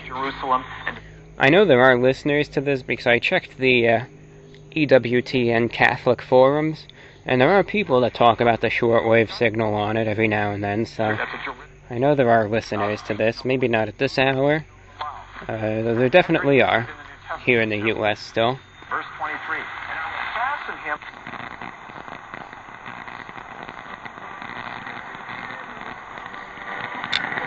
This station, 1170, I think it's to Africa. I don't know what station it is.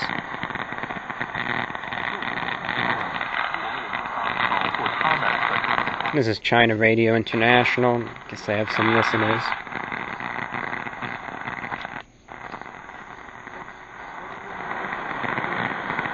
Weak signal, the voice of Turkey.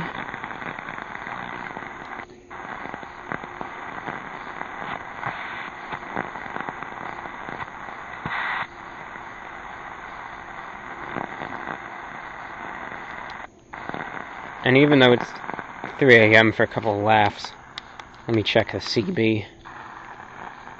That's 27,000 kilohertz.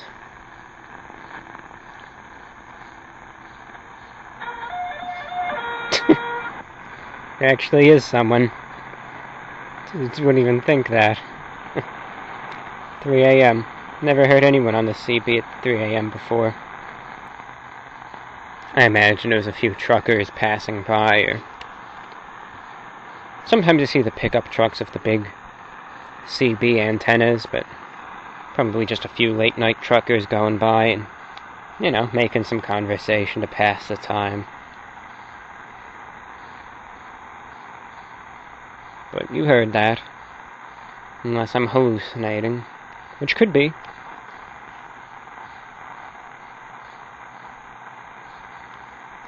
Alright.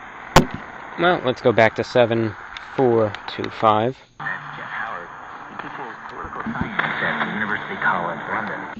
I'll leave it at that, so when I'm done recording I can listen to some good stuff. So, you heard what's on shortwave at 3 a.m., dead zone.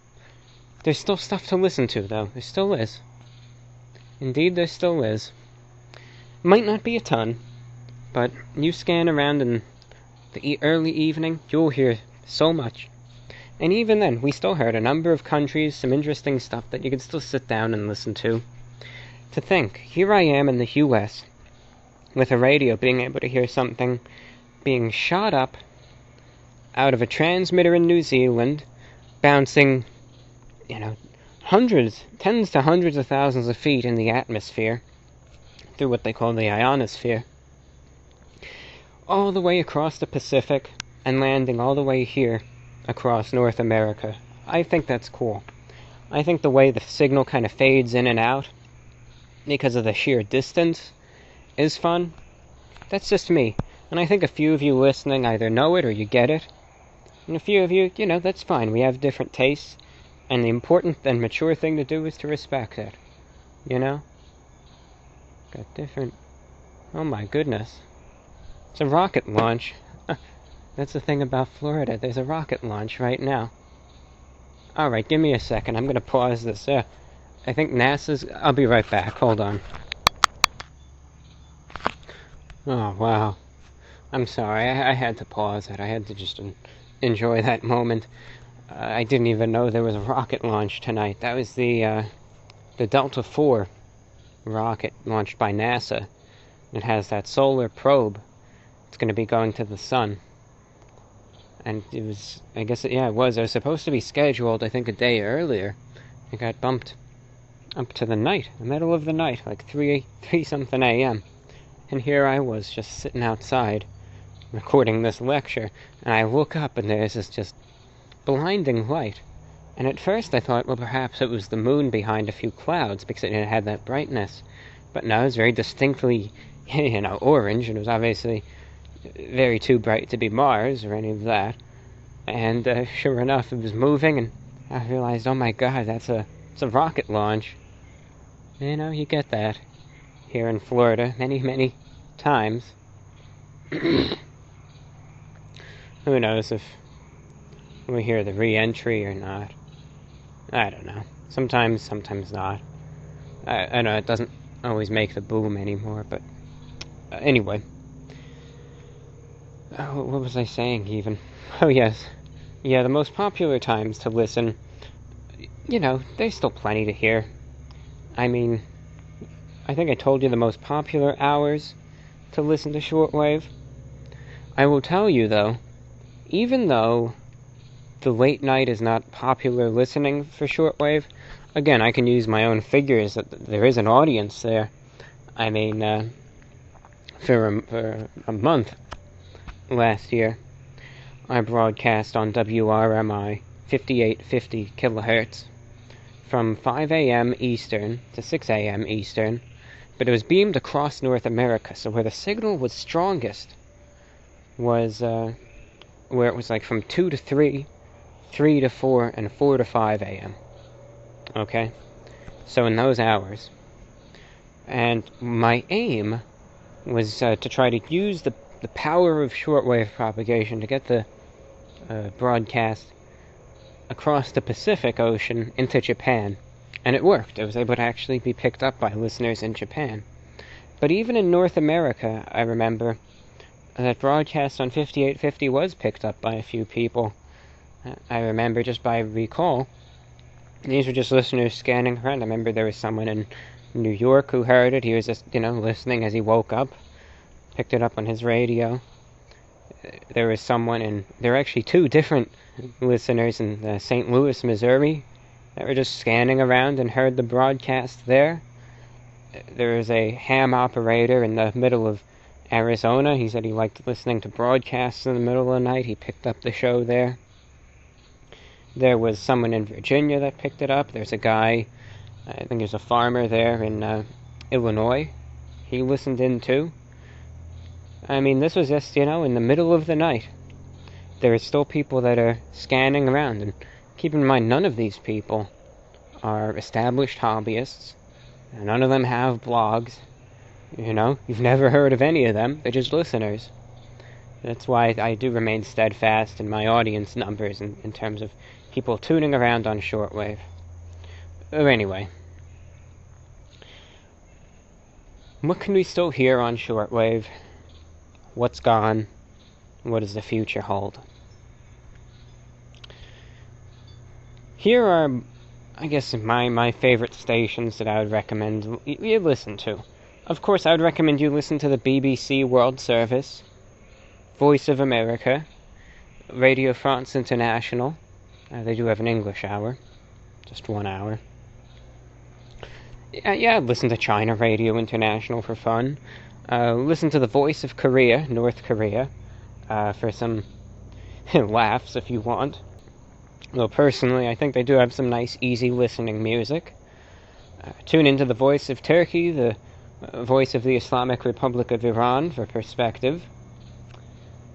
I'll tell you, I guess, the country... also Radio Kuwait. They run one heck of an English service. They're on 15.530 kilohertz in the middle of the night, early morning to Europe. That's where you should be able to hear them best. They run one heck of an English service. They're my favorite shortwave station. WRMI here in the US is awesome. WBCQ, another great station. Some of the music shows on WTWW are good. If you like the country music, WWCR, they have a country program on. There's a good show, The Mighty KBC. Some classics, some golden oldies, rock and roll classics. Every weekend they play in North America. Pirate stations, you could find them from 6,800 kilohertz to 7,000 kilohertz on the weekends, during the evenings mostly. There's lots to listen to still. I mean, it's like, you gotta spin the dial, you gotta scan around, but you will find stuff, you will. All India Radio is good. Of course, Radio New Zealand International, KBS World Radio, NHK, Voice of Vietnam, Radio Thailand World Service. There's so much. Channel Africa, it's a good one too. Radio Havana, Cuba, Radio Prague, Radio Ukraine International, Radio Slovakia International, Jazz from the Left, from the Isle of Music. So many good shows out there. Radio New York International. So many good shows out there. I mean, there's a lot. You just gotta turn the radio on, just spin the dial, and see what you come across.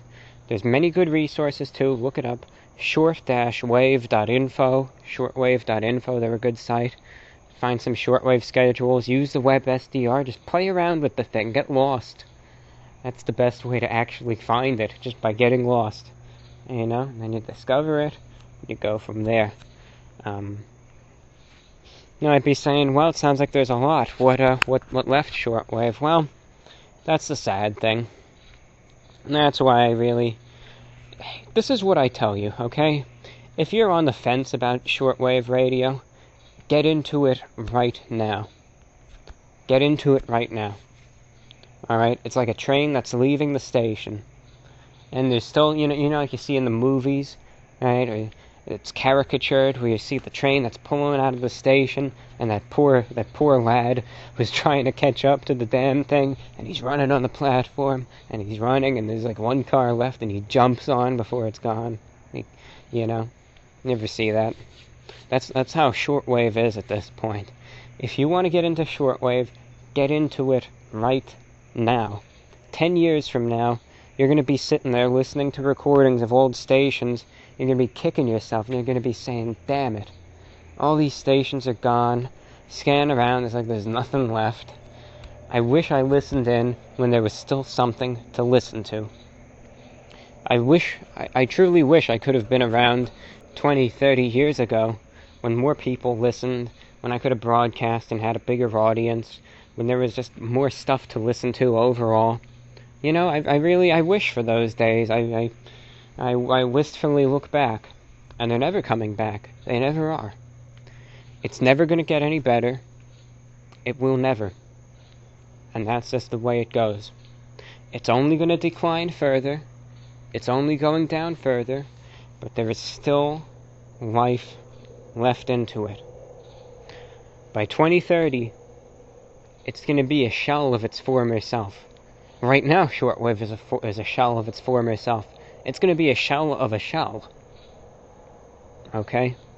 Get a radio right now, if you're interested in it, and enjoy what's left to be enjoyed. We still live in a time where you can get a radio, you can get an antenna, you can turn that radio on at any hour, and you can still find something, anything interesting to listen to. And those days are dwindling. They're dwindling fast, but they still exist. Get a radio, and get into it now. Because time is running out fast. And I'm not even saying that, you know, like you see those TV pitchmen, and they try and say that, you know, they BS you, where they say, it's like 4 a.m., and they got an infomercial, and they're saying, well, time is running out, we give this special to the first 50 callers. And then you see this commercial again at 12:30 p.m. 2 days later, and it's saying the same thing. You're thinking to yourself, yeah, come on, right? You're telling me that they just reset that every night? You know, it's obvious that that's just a marketing scheme. This isn't the case. When a station shuts its transmitters off and closes down, 9 times out of 10, they are never coming back. I'll tell you, since I started listening to shortwave, we lost a lot of good stations. Radio Canada International, they're gone forever, they shut down. The Voice of Russia, they used to be huge in the Cold War. Radio Moscow, any of you who are older, SWLs, you remember that, they're gone. Left in 2014. Radio Rosai, Russia's national radio essentially, they're gone forever. Right? They're gone. Lost some other good stations. Radio Poland is gone. Radio Belarus is gone. Radio Serbia International is gone. RTE in Ireland, they maintained a very limited shortwave service, but they're gone. You know, it's so sad when they cut back like that, but what can you do? Radio Australia, they were such a prolific station. They were one of the few that actually made national and even some international news. The BBC ran a story on them. They cut their they completely they got rid of it, their shortwave service, to the Pacific and to rural Australia. And that caused such a protest. Do you believe they shut it down in early 2017 and people are still trying to do something about it, even now? And this is a very controversial opinion. I think they're beating a dead horse. It's not coming back. I'm a huge advocate for shortwave too, but there comes a time when you realize that it's over, that it's done. It's gotten to that point. Any existing audience in the Pacific for Radio Australia listens to Radio New Zealand now, I'm sure. Or if they could pick up the BBC to Asia, they're listening to that. But that's gone. Radio Australia's gone. They used to come into North America with such a good signal too on 9580 kilohertz. I used to listen to them every morning, as many other shortwave listeners here would, and it's gone. That's probably one of the worst losses right there. You know, Radio Australia, they went away for good. Just yesterday, I think, a station in Brazil, 50 kilowatts. They were mostly religious, but Radio Transmundial, they got rid of their shortwave service. Even though listenership is still okay, they said, you know, the costs to maintain it are too high. They had to shut their transmitters off, they're gone. Voice of Indonesia, they had some problems. Their 250 kilowatt transmitter got bulldozed, I guess literally, and now they're just using a 10 kilowatt unit that doesn't reach outside of Indonesia, so they're effectively gone. All India Radio is currently having problems, where some people want them to scrap the shortwave, but no one really knows what to do with them, so they're staying for now. Radio Netherlands Worldwide, they were a wonderful station, they're gone. Deutsche Welle, their English service is gone from shortwave. That was sad. They had a very solid English service too, but that's gone now. Radio Tirana in Albania, their transmitters got closed, and then they got relayed by WRMI for a while, but now their satellite feed broke and no one there seems to care to fix it at all, so they're gone for now. Though they might be back. They might be back. If you ever hear them, they have quite the interval signal, which is something to catch. You know, man, the list, it just goes on. And then you have some stations that they go on shortwave, they leave, and then they come back, then they're gone again. It's so sad. You know, over the years, there used to be so many more. Back in 2001, I believe it was, 2001, I think it was. Until then, the BBC World Service used to broadcast on shortwave to North America, and they had a huge audience. I think this is the last time that shortwave was really, truly alive in the U.S. I think what did it was once the BBC cut shortwave to the United States, the audience numbers has dropped drastically ever since. Then with the proliferation of the internet, smartphones, and with all the older shortwave listeners literally dying off, you know, it's just gone down since. But up until 2000, the BBC used to maintain a direct English service to the US and North America, and at a very minimum, hundreds of thousands of people would tune into that, if not millions. I think it was almost estimated at like 2 million regular shortwave listeners in the United States listened to the BBC English service, and that was when they cut the broadcasts. That was a huge number of listeners. Can you imagine live streaming on YouTube and having 2 million people tuned into you? That's incredible.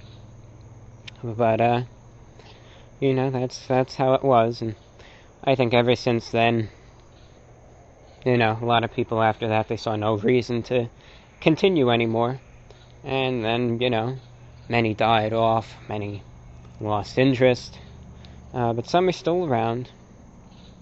I mean, I knew people who, I can actually vouch for it, I knew people who listened to shortwave just to listen to the BBC, and then when they stopped, you know, they stopped broadcasting, they stopped listening.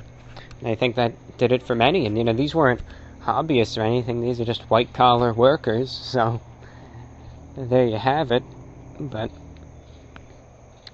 I mean, are there any good stories, you know, and are there any positive stories to talk about for shortwave? You know, is there anything? I mean, Radio Veritas Asia in the Philippines shut down. The Voice of America shut down their English to Asia service. Vatican Radio trimmed it back. Vatican Radio's getting rid of their Spanish broadcasts to the Americas. Radio Taiwan got rid of their Spanish broadcasts to the Americas. You know, is anyone even coming back, or is it just going down, and more down? Well, there's a few good notes. One station, Spain's international broadcaster, Radio Exterior de España, they were going to shut down in 2014, and they shut down. But they had an audience that the management did not think that they had. right? A lot of Spanish speakers, a lot of Spanish expatriates, Spanish aid workers in Africa, Spanish fishermen, and just people who valued their quality of news and reporting and analysis and entertainment, wrote into them. So much so, and this is one of the only times I've ever seen them do this, they actually relented. They brought the station back on the air as a Spanish broadcast, and they've been on the air ever since then. They got rid of the broadcast. People complained, so many that they actually listened, and they brought it back. That was a wonderful thing to see. Radio Argentina Exterior, RAI Argentina to the world, the international broadcaster from Argentina, their transmitter broke, and, they were done after that. But someone got the word over to WRMI, and sure enough, they've been relayed from WRMI ever since. Their English broadcast actually comes on right after me every Thursday. And they have an English language broadcast that's on Radio Miami International, which, they have. WRMI is a great station. They have, I think, 13, 14 transmitters, 100 kilowatts. They broker them all out to whoever will buy it. I mean, you have my show, you have some good music shows, you have Hal Turner, you have religious shows, you have Brother Stare, you have international broadcasters, so anyone who will pay. And I think each show, and really each transmitter, has its own established audience. That's why I try to spread myself as far as I can with them to reach as many people as possible. But anyway. So they're on WRMI. They have an English service. They have Spanish service, Portuguese. I believe they have French, German service. They also have a Chinese, Japanese service. Also aired on WRMI. So they were able to get back to full capacity using a relay station. Now, they were saved. Radio Tirana from Albania, they were using for years this dying Soviet-era transmitter that was just on its last legs. And then the thing finally just busted and died, and and the budget got cut, and it got shut down. But then they went over to WRMI, and they were back in English for about a year or two. And I guess they get their program sent via satellite. And then some issue with the satellite feed happened, and no one's fixed it yet, so now they're off the air again, but hopefully temporary. And there's some other success stories. I mean, Radio Kuwait, they're my favorite broadcaster. I remember I discovered them by accident in 2014 when I was scanning around, and they were playing like pop music, top 40 stuff. And I went over to the Globe, and I saw Kuwait, and I thought, wow, I didn't know they were playing this type of music. And I just started listening every day. And I remember that was something that I looked forward to every single day. I was a devoted listener of them. I would go over, turn the radio on to 15,540 kilohertz.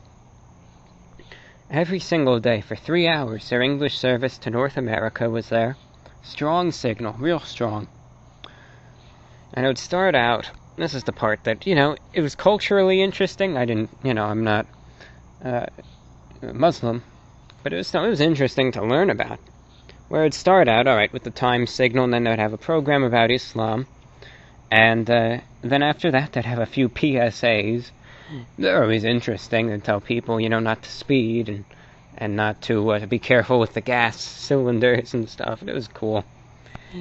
And some PSAs from their Ministry of Health about some diseases going around. Then they would play just some cool music. I mean, you would hear it all. Alternative rock, indie rock, country, oldies, top 40 hits, rap, everything. They would just play this variety. No DJ, just all music, no commercials. Then about 30 minutes in, they would have a news bulletin for about 10 minutes. So all the news you could think. Kuwaiti news, Middle Eastern, international, sports, business, weather reports. Then they would have some more music.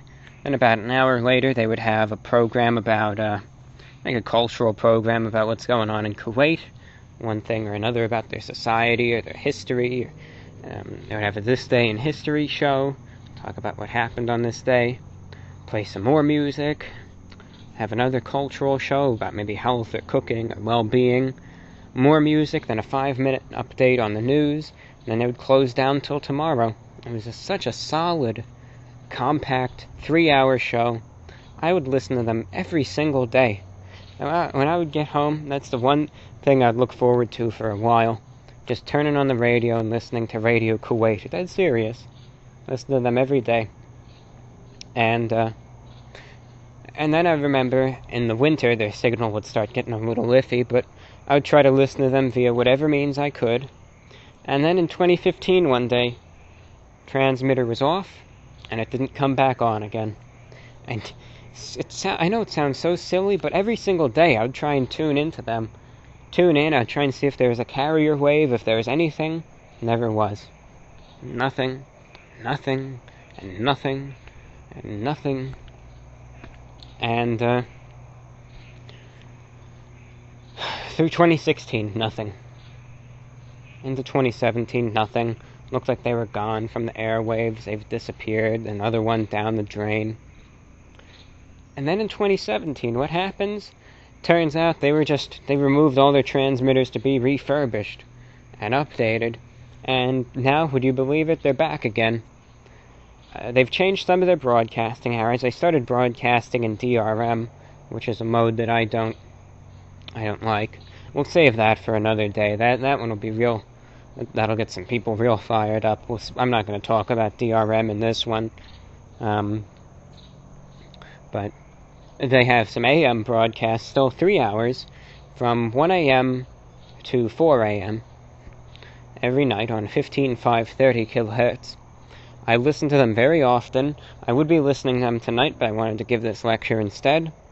And, solid. Still solid programming. That's one of the best things that could have happened, that they came back. You know? The few other bright spots, of course, is the fact that these stations in the U.S., they're able to get new clients, they're able to stay in business, you know, they're able to keep going, like WRMI, probably one of the best stations in the country. WBCQ is able to continue on. They're going to be building a 500 kilowatt transmitter for some flat earthers to get on. You heard it right. But still, the fact that someone wants to invest in shortwave, whether they understand that the curvature of the Earth is necessary for high-frequency propagation. I'm not going to get into that, but whatever. They put forth the money, and the flat earthers want their 500 kilowatt transmitter, and they're going to get it. So you'll be hearing them. You'll be hearing them on the shortwave in about a year or so. And you know, the Voice of America, they're maintaining their shortwave presence. They're not cutting anything back. They've actually added a few broadcasts here and there. The BBC added some broadcasts here and there. So the way I see it, the way it stands right now, shortwave is in decline. They are most definitely in decline. And it's going to continue to be in decline. But in some cases, I don't think the decline is going to be as rapid as it has been in the last decade. Or two, actually. Because, I mean, around, in the 2000s, I wouldn't be surprised if there were hundreds and hundreds of millions of shortwave listeners, if not even just millions in North America. Where now, of course, I still think that there's tens of thousands, but it's a shadow of its former self. But, the way I see it, if you ask me, okay, well, where do you see shortwave radio being in 2028? Gosh, I can't believe it's 10 years from now, but whatever. Where do you see it being in 2028? The shortwave broadcast, right? Well, let's be logical. Okay, if there's a global catastrophe, and, the relevance of shortwave is necessary, then, of course, you might find the major news networks on shortwave, for all we know. but I would never ever hope for a day when that's necessary. So let's assume that there's no World War III and that communications are wiped out everywhere and that we still need shortwave for us to hear everything. Let's hope things get better around the world, but, you know, the occasional regional wars, outbreaks of disease, government overthrows, and instability still exists in certain parts of the world. Okay?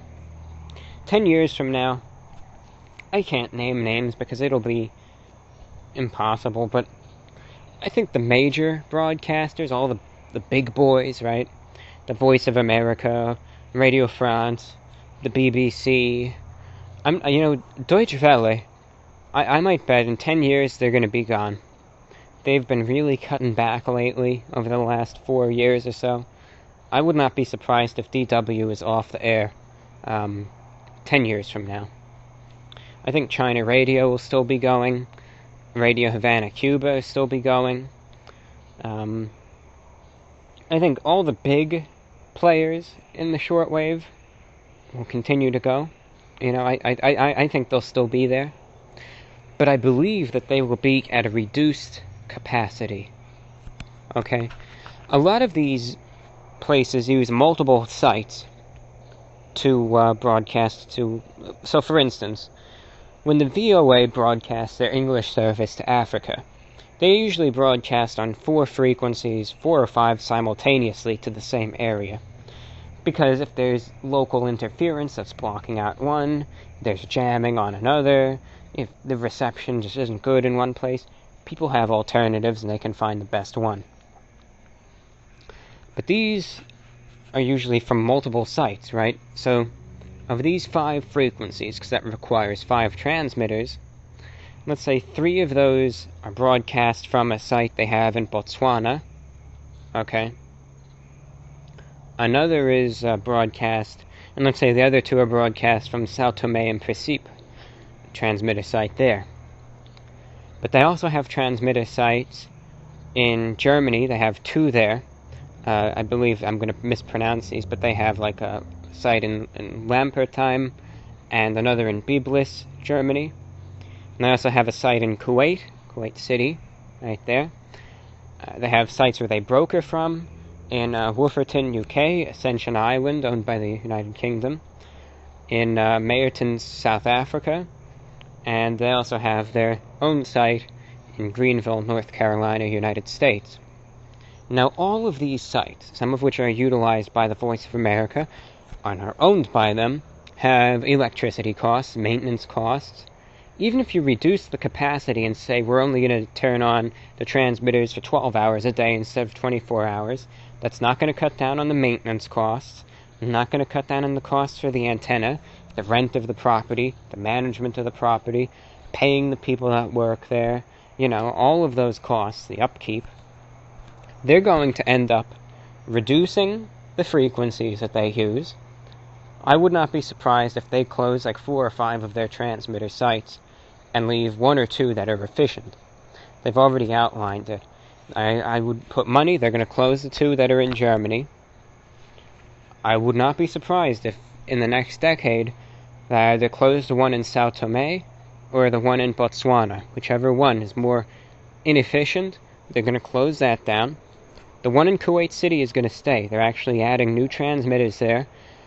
Because in their own budget outline, which is 100 pages, but I wasted the time one night and read it all, the electricity in Kuwait is cheaper, and they're going to, move some of the transmitters from Germany to their site in Kuwait, so that they can have that efficiency. And from Kuwait, they can set up antennas beaming to different areas, so they can beam to Asia and South Asia, to the Indian Ocean, even with a good transmitter to the Pacific, all of Africa. You know, it's a centralized location where they can reach anywhere that's really needed. So they're going to keep that. 10 years from now, the Kuwait site is still going to be used. And 10 years from now, the Edward R. Murrow facility in North Carolina is still going to be used because they're adding new transmitters there. When they do that, they have, longevity in mind. So those 2 are going to be there still. And if Cuba stays the way it is, I wouldn't be surprised if Radio Marti is still going. You know, if they're still expanding it right now, that means that they're not backing down. They're not, they're not culling anything. They're actually increasing in it. So I think that is telling you, yeah, it's not going anywhere. But the big players are still going to be around. Expect, though, the elimination of more frequencies. So, while the BBC right now is on 90 frequencies in English throughout the day, 10 years from now they might be on 25, 30 frequencies. It might not be 24 hours anymore. So keep that in mind. Expect the elimination of full language services from some stations. As for the smaller ones, if the situation in certain countries does develop and the demand for shortwave falls, then you can expect even some stations perhaps in Africa to go away.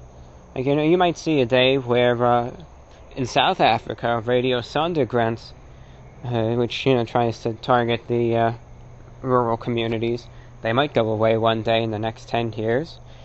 The Tanzanian Broadcasting Corporation might go away. Radio Guinea might go away. The Voice of Nigeria, they may leave. Radio Congo might go away. It all depends. If the part of Africa, and it just depends on the country, the circumstance, what goes on there. I can't predict the future. I haven't any crystal ball. I just think a number of them, as things improve, and shortwave no longer becomes that necessity, and AM/FM infrastructure and the internet begins to get better, they will cut back and they will go away. I think, though, that 10 years from now, not every station in Africa will be gone. Some will still be around. I think if there's one part of Africa where I would bet money that shortwave would still be the strongest, it would be East Africa, Ethiopia, Eritrea, Somalia, and that whole area right there. East Africa right now has some of the highest shortwave listenership in the world. I would bet money that they are still going to have stuff on the air there. I wouldn't be surprised, like they do right now, where there's 10 different little factions in Ethiopia and 10 different little factions in Eritrea that are shouting at each other across the border, trying to jam each other. I wouldn't be surprised if they have that still going. And some community radio stations still on shortwave, and some broadcast. I wouldn't be surprised if you still have the VOA and the BBC and Radio France and some clandestine stations and some independent news organizations still broadcasting to that part of the world in 10 years on shortwave. I bet it'll still be pretty alive over there. In the Korean Peninsula, I think shortwave will still be a thing, even if relations are warming up. I mean, you take it with a grain of salt, right? A year ago, Kim Jong-un was threatening to blow up Guam, and right, everyone was panicking. Oh my God, it's going to be World War III, everyone was saying. And now, you have some people that are actually lovingly looking at the pictures of him wearing his, sweaty T-shirt and pants with the straw hat. How he's there at the fish pickling place. You can't predict the future, that's all I can say. But shortwave is incredibly popular in North Korea still. I don't know. I think you're still going to be hearing stuff there. I think the Voice of Korea is still going to be broadcasting. Japan might be off of shortwave, who knows? South Korea might, except for the cross-border broadcasts. Vietnam might be gone. I mean, they're already trying to get rid of AM over there, so why wouldn't shortwave go away too? India, I wouldn't be surprised if they're gone in 10 years, because it seems like there's already a rabid group of people there that really despise shortwave and just want it gone, so that won't surprise me if it leaves from India. China will still have shortwave. They do it. They don't care about listenership. I will tell you that firsthand, because I've spoken with some people who have worked at CRI in the past, and they say, they don't care about who listens. It's all political. They're given a blank check every year, and they just broadcast as much as they can. Not that they don't have an audience. They have quite the audience on shortwave. But if that ever decreases or is non-existent, they're still going to continue to maintain it. I think CRI will still be around. I've never seen them discontinue or cut back any service in all my years of listening, so I think CRI will be around, and people give them a lot of hell, but they actually have a solid English service. I'd recommend you tune in and see for yourself, but it's actually pretty good. Everyone has something against China nowadays, but they run a good station. I listen to CRI pretty often. They have good shows, I'll be honest. What people need to worry about are the smaller broadcasters. Right now, the stations like Radio Argentina, Radio Tirana, Radio Prague, Radio Slovakia, the ones that are just buying airtime to stay alive. If people stop tuning into those, they're not going to be able to pay the bills anymore, and they're done. It all comes down to listenership, how that changes. Will it plateau? I don't know. Will it continue to sink lower and lower? I don't know. I don't know. I'm pretty much in the same boat as those broadcasters. I'm on just as many frequencies. I'm on a dozen and a half shortwave frequencies every single week.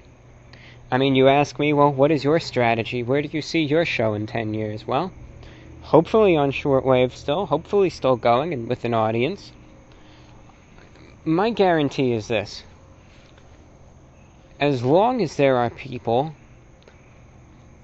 to broadcast this show to, and as long as there is the resources, that means moolah, and a transmitter, to broadcast it with, I will continue to do this radio broadcast in whatever capacity I can. Over the last couple years, this show has only expanded. The audience has only gotten bigger, which is great. But 10 years from now, I really don't know. I might have to cut a lot of stuff. I don't know.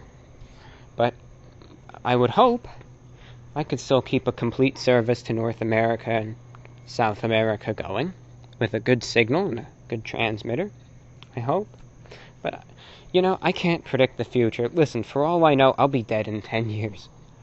We know nothing when it comes to predicting the future. In 10 years, I can be dead. I can have won the lottery and have hundreds of millions of dollars and have a 500 kilowatt transmitter that I own. I could broadcast anything I want, anywhere I want, or anything in between. We don't know. We don't know. No one can predict the future. You go back 10 years, go to 2008, ask someone, so where do you see shortwave in 2018? You'll get everything. This is just speculation. I just think the bigger stations will still be around, either in full or reduced capacity. It's the lower stations that will be an individualized, case-by-case basis. Some will still be around. Some will be gone. All I can tell you is that there's going to be stations where if you were able to find out, you had that crystal ball, you'd be saying, oh my God. And then it's going to be followed by one of two things. It's either going to be, oh my God, I can't believe they left the air. They were such an awesome station. That's what people would be saying about Radio Australia if they found out they were going off the air and that they're gone now. Or you'd have people that would say, oh my God, I can't believe these guys are still actually going. That's what people say about Radio Cairo, where they broadcast with 250 kilowatts out of Egypt every single day with transmitters that are in such a horrible state of disrepair that I think they have not a single listener. Even when the signal is as strong as can be, the signal sound, it is indecipherable. It is just so in such poor audio quality. Yet somehow they get the funding and they turn on the transmitter and broadcast every single day, and completely unintelligible, and they're still somehow going. So, There's going to be a little bit of both. You're going to have stations that you're going to be saying, oh my god, I can't believe that was one of the only reasons I still listen to shortwave. And there'll be other things 10 years from now, if you could find that you would look at and you'd kind of get a little smile and you'd say, oh my gosh, I can't believe they're still going. You know, be that kind of thing. In the end, though, I think, unless some catastrophe happens, shortwave is going to continue to decline, but it's not going to be completely dead 10 years from now, but there's going to be less on it than there is today. What's going to be here and what's going to be gone, I can't tell you. I'm no seer. I can't predict the future. I gave my predictions in 2015 and they're already incorrect. You know, I thought in the future Radio Australia was still going to be around, but they aren't. They're gone. So, my prediction's as good as anyone else's.